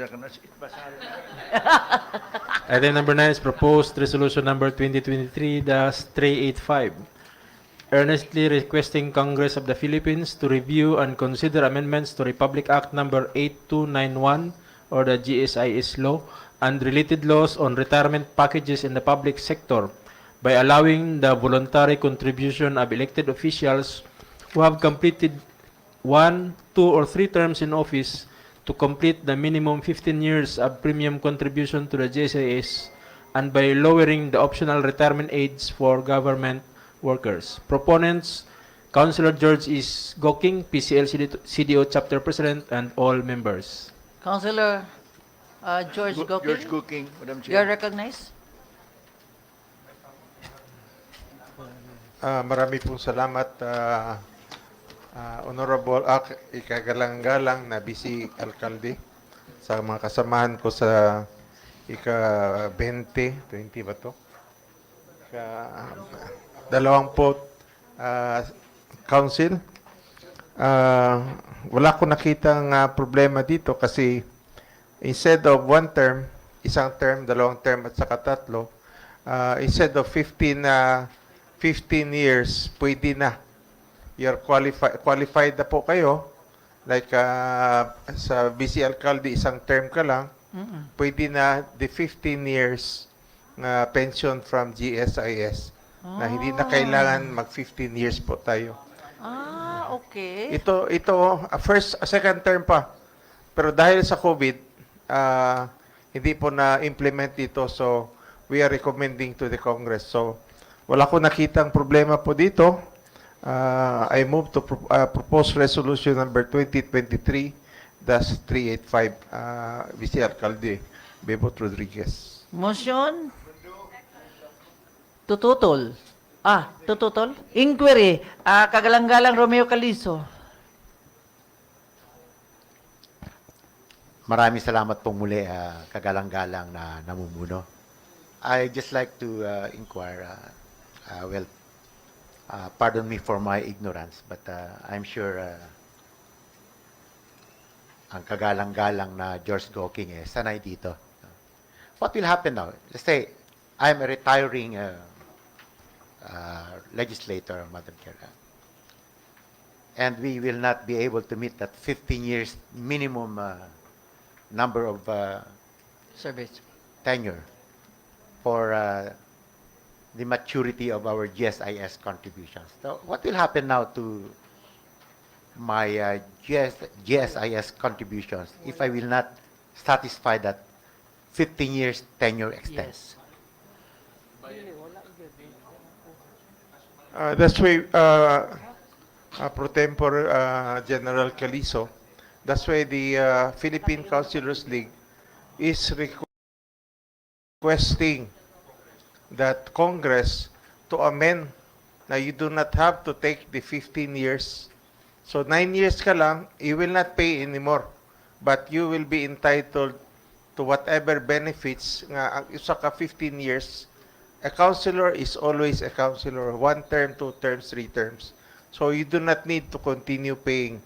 You will be entitled to the 15 years amenities of GSIS. Yes, Councilor Romeo Calizo. Thank you very much, Madam Yes. Chair. So, right now, without any act of Congress, wala good. Wala. Wala di ay. But how come, but then, excuse me, Councilor Romeo Calizo, cash value daw, that you contributed, you will be able to get Madam it? Chair. Yeah, So number because, of years you're in service? Yeah. Because I understand if you reach that 15 years tenure, it will be doubled. Is that the what you call it, the contributions or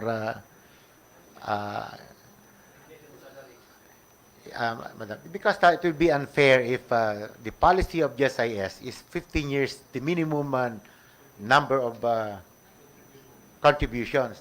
Yet they know that the tenure of office of just like an elected official, the maximum is only 9 years. So I think, that's why I really strongly approve. Go for the approval of the said resolution, Madam Chair. But yet there should be other actions that should be suggested to GSIS to be fair with those government employees whom they're collecting the deductions, Madam Chair. Okay. So Okay. I'd like to add a little. Yes, Councilor George. Honorable Vice Mayor Bebot Rodriguez. Yesterday we had a meeting sa regional office. I mean, Councilors League regional officers. We also endorse this resolution addressed to Congress, including the proposed amendment na every councilor will only have 3 years. We are proposing 5 years submitted to Congressman Rufus Rodriguez, part of the constitutional amendment. Because it's not fair, we have only 3 years. We just started, it's almost finished, election Yeah. na naman. So it's not fair na we are being charged for inactive. Kay alanganin ang 3 years So yesterday we have submitted, approved by the regional Philippine Councilors League, 5 years, 5 years, maximum 2 terms of 5 years. Okay. Madam Vice Mayor. Okay, thank you very much. Any yes, Councilor Ayan Marnakaya? It is found in the third page, Madam Presiding Officer, which consists the resolution of the National Liga. And there are 1, 2, 3, 4, 5 proposals that the National Liga has submitted to the Philippine Congress, which now pending to the City Council for support. And I agree with the entire proposals. It has been really the plight of the Philippine Councilors League, whose term will only end if successful 3 terms. And for those who would like to have a comeback so that the 15 years will be rendered to fit the GSIS rules and regulations for a mandatory retirement, could not, for many, for non-re-election and whatsoever reasons, Madam Presiding Officer. On letter B, this has been the rule on all employees in the GSIS the last 3 years. Average monthly compensation, which is the basis of computing the retirement package of the retiree. I find it not so fitting, in fact, even for other employees. For example, Madam Presiding Officer, if a member of the City Council who is earning so much amount of rate would not be able to come back, and he has only 9 years, and working in the executive would only constitute little rate. So in other words, he will not enjoy the rate of a city councilor, because that would be the last 3 years. And on letter E, Madam Presiding Officer, allow voluntary contribution for elected officials who have completed 1, 2, or 3 terms in office to complete the minimum 15 years of minimum contribution to the GSIS. In other words, there is an exactness of the proposal that after you reach 15 years of contribution, you stop. Because there is nothing that would tell us that, for example, up to the retirement age of 60, the compulsory, or 65, the mandatory. However, language we can provide, if we may, if the good proponent would agree, the regional chair of PCL, we should, on item B and E, Madam Presiding Officer, amplify the position of the City Council of Cagayan de Oro, not only that we stand with the National Liga, but we propose further for the benefit and welfare of the entire PCL. In other words, for the letter B, the highest, the old language that was already introduced by law on GSIS, that the highest compensation received by an employee should be the basis of the counting. Kaya akong problema, nabi ating mga kauban konsyal sa una, nga nana din na. Then pag gumanda yun sa executive, pero nagsweldo lang siguro probably 40, 50,000. So ang naitabo nila, ang last 3 years nila, Madam Presiding Officer, kundi sila makapursu balik City Council, katong 40 or 50,000. Munang pasabot sa letter B. Ang sa letter E, ang pasabot lugar, kung moabot na ka og 15 years, assuming plus 3 years from now, or plus 3 years from 2025, then you're not already qualified to pay more for your GSIS contribution, because the exactness of the word is up to reaching 15 years. So my proposal for modification and language is up to the retirement age, whether you opt to the optional or you go to the mandatory. Okay, thank you very much, Councilor Ayan Mark Nikaya.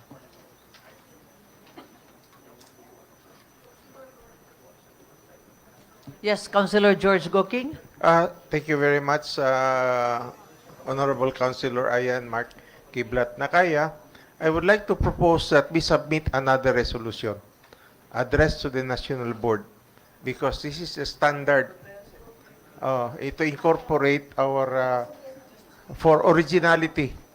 We Okay. cannot amend what was agreed upon by the National Board of the Philippine Councilors League, but I would like to request the proponent for that to file a separate resolution addressed to the Philippine Councilors League National Board. Okay. So there's a motion. Second. Objection? I hear none. Motion is hereby carried. Move to approve on second and final reading, Madam Chair. Second. Objection? I hear none. Motion is hereby carried. Item 10, clerks. Item 10 is proposed ordinance number 2023-204, authorizing Honorable City Mayor Rolando A. Uy, representing the City Government of Cagayan de Oro, to enter into and sign the technology transfer agreement with the University of Science and Technology of Southern Philippines, represented by its President, Dr. Ambrosio B. Cultura II, relative to the transfer of the web-based software application called iMonitor Mo Up to the city for monitoring and mapping of the out-of-school youth under the terms and conditions stipulated therein, certified urgent by City Mayor Rolando Oy. May I request, Madam Chair, that Councilor Suzette Magtahas Daba be recognized? Councilor Suzette Daba, you are recognized.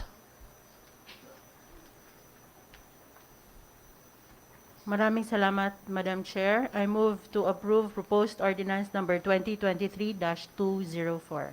And a second. Objection. I hear none. Motion is hereby carried. Move to approve on second and final reading, Madam Chair. Second. Objection. I hear none. Motion is hereby carried. Number 11, clerks.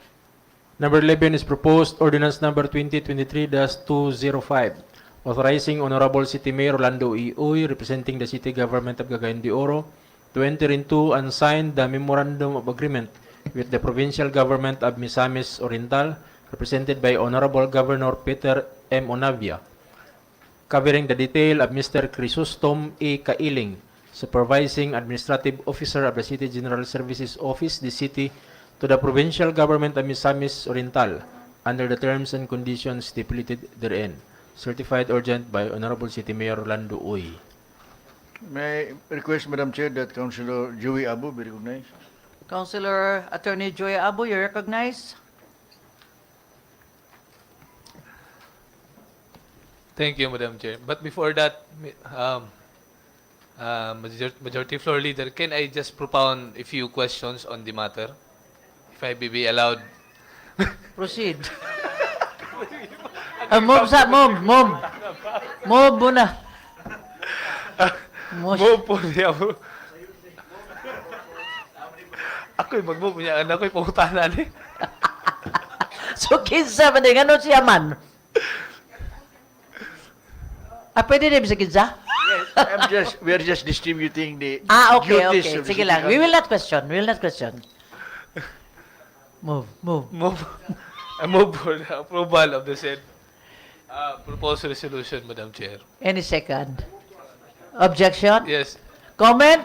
You better answer. Comment. I have a comment. You? Yes. Okay, sige. That's why proceed. I am... Mura ko gaduwa-duwa kay ako yung ipamove niya. Nako'y pangutana. But anyway, I went through the draft memorandum of agreement attached in the said inclusion. And I've read under item number 2 that it states here that the detail which is with the consent of Mr. Kailing is for a period of 3 years from May 3, 2023 to May 2, 2026. The detail is subject to renewal at the discretion of the city. And if you try to read at the bottom part of the memorandum of agreement, it states here that this MOA may not hereafter be modified, altered, or amended except by means of written instrument mutually agreed upon by the party, both parties. Now, my question, Madam Presiding Officer, is that just assuming that both parties, the governor and the city mayor, would not be the one sitting elected by year 2025, would this still contract be applicable?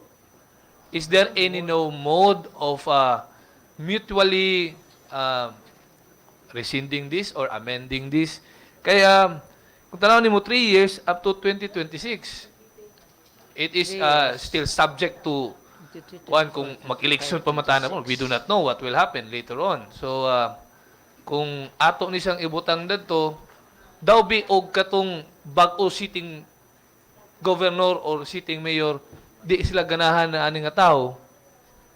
And the parties in this contract are the sitting governor and the sitting mayor. So how do we amend or rescind or modify the terms of this agreement? Probably my suggestion is that if there is this detail to from the city government to the provincial government, basin pwede 2 years lang.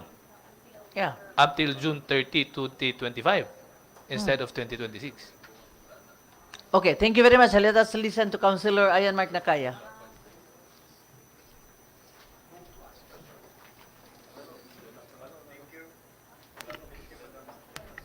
Thank you, Madam Presiding Officer. Just an observation. Actually, this is not a simple detail order or an agreement that two local government units should undertake. Maybe perhaps the draftsman, the legal draftsman in the legal department have failed to check the civil service rules. And because if you review the law on matters of reassigning government employees to another government institution, the term or tenor used is secondment. This would not actually, this is an irregular act, Madam Presiding Officer, unless you use secondment. In other words, you are seconding the employee of city government of Cagayan de Oro to the provincial government. The language, perhaps, even pertaining to the question of Councilor Abu, is correct. And murag dili gid mo pasa review. So, dili gyud na makapasa. Dili mo pasa sa civil service. What if another, so is that, can we still use that? Even if another, of course, they will not be able to use that anymore because the MOU is between the governor and the mayor. May I continue? So what is the... may I continue, Madam President? Yes, please. The remedy is, of course, the city council. We know that it's not secondment written in the instrument. In other words, secondment. Second, then ment. We use secondment to second the employee to another. We have done that in the past. From USTP here, then city government to another national government employee. Even in government agencies, regional level, they do secondments. Munang gaialaw sa civil service. So, we can modify and we can change the language for as long as the spirit and the intent of the MOA is still present, Madam Presiding Officer. In fact, we have the record. Secretary Turks de San Miguel can provide us. In other words, jointly perhaps we move to modify and to substitute the proposed ordinance. Itudlo raw Turks, di kay ko kita. Yeah, representing the city government of Cagayan de Oro, receiving agency to enter into and sign the memorandum of agreement on secondment with the Northern Mindanao Medical Center, and we have plenty. We have plenty, Madam Presiding Officer. So my motion would be to substitute and to be congruent with the regulations of the civil service. Thank you very much, Councilor Arian Mark Nakaya. Any comment? Yes, Councilor Attorney James Attorney Joey Abu. With that manifestation from the good Councilor, Councilor Nakaya, and that of my query as well as to the term of detail with the city government, let's just refer this back to the city legal office for the drafting of the amended MOA. That would muahom siya sa mangani ang ani. Just for 1 week. Let's give it 1 week for the amendment. Okay. Thank you very much, For deferment. Councilor Attorney Joey Abu. Yes, Majority Floor Leader, Councilor Edgar Cabanlas. Yes, let's defer this because the tenor of the request of the mayor is different from the tenor proposed by Councilor Nakaya. So, move to defer, Madam Chair. Defer for 1 week, ha? Refer to, I think there is no urgency also here, but we can wait. Ano naman ang urgency? Okay na. Okay. So there is motion to defer. And refer to the City Legal City Office Legal for Office. immediate reaction or immediate Action. legal opinion on this Okay. issue. Okay. Any second objection? I hear none. Motion is hereby carried. Proposed resolution number 12, proposed resolution number 2023-386, approving and or adopting supplemental annual investment program number 2 for CY 2023 of the city government of Cagayan de Oro. May I request Councilor Alam Lim to be recognized? Councilor Alam Lim, you are recognized.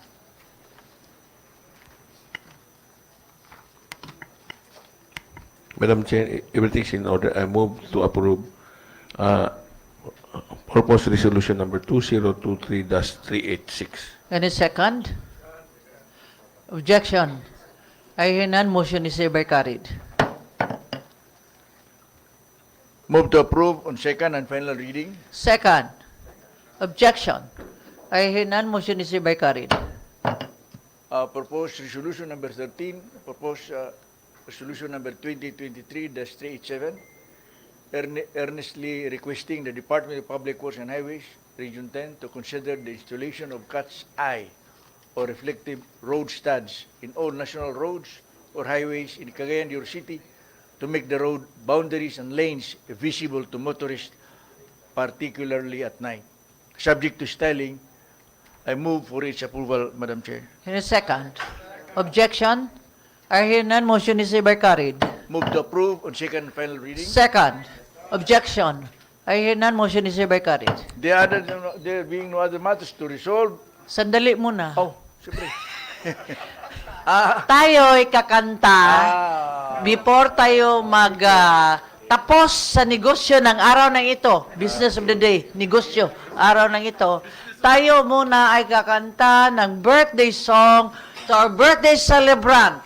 Ang kakanta ngayon na mag-lead ng kanta si Councilor Agasuan. Please, tayo ay tatayo. Akong cake. Sing and dance.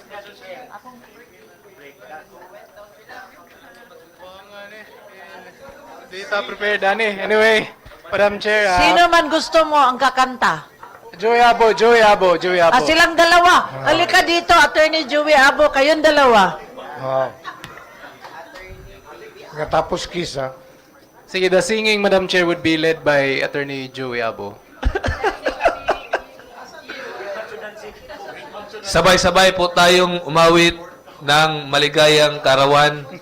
Tagalog? Ang konsihal, J. Roa Pascual. Tagalog version? Ha? Tagalog version. English na eh. 1, 2, 3, go. Happy birthday to you. Happy birthday to you. Happy birthday, happy birthday. Happy birthday to you. One more time. Happy birthday to you. Happy birthday to you.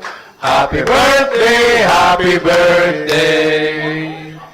Happy birthday to you. Kiss, kiss. Kiss. Kiss.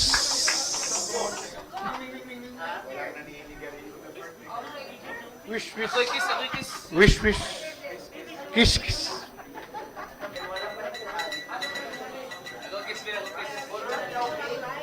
Gatong galid siguro may mukis ma. Gatong galid o ganta mo may mukis siguro.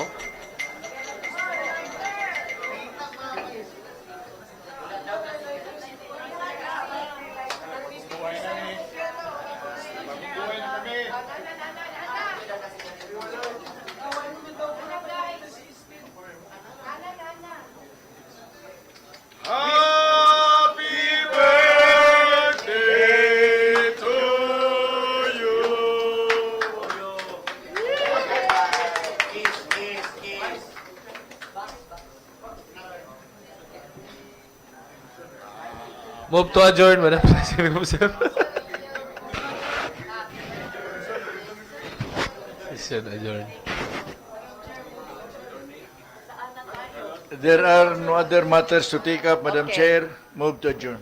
Session adjourned.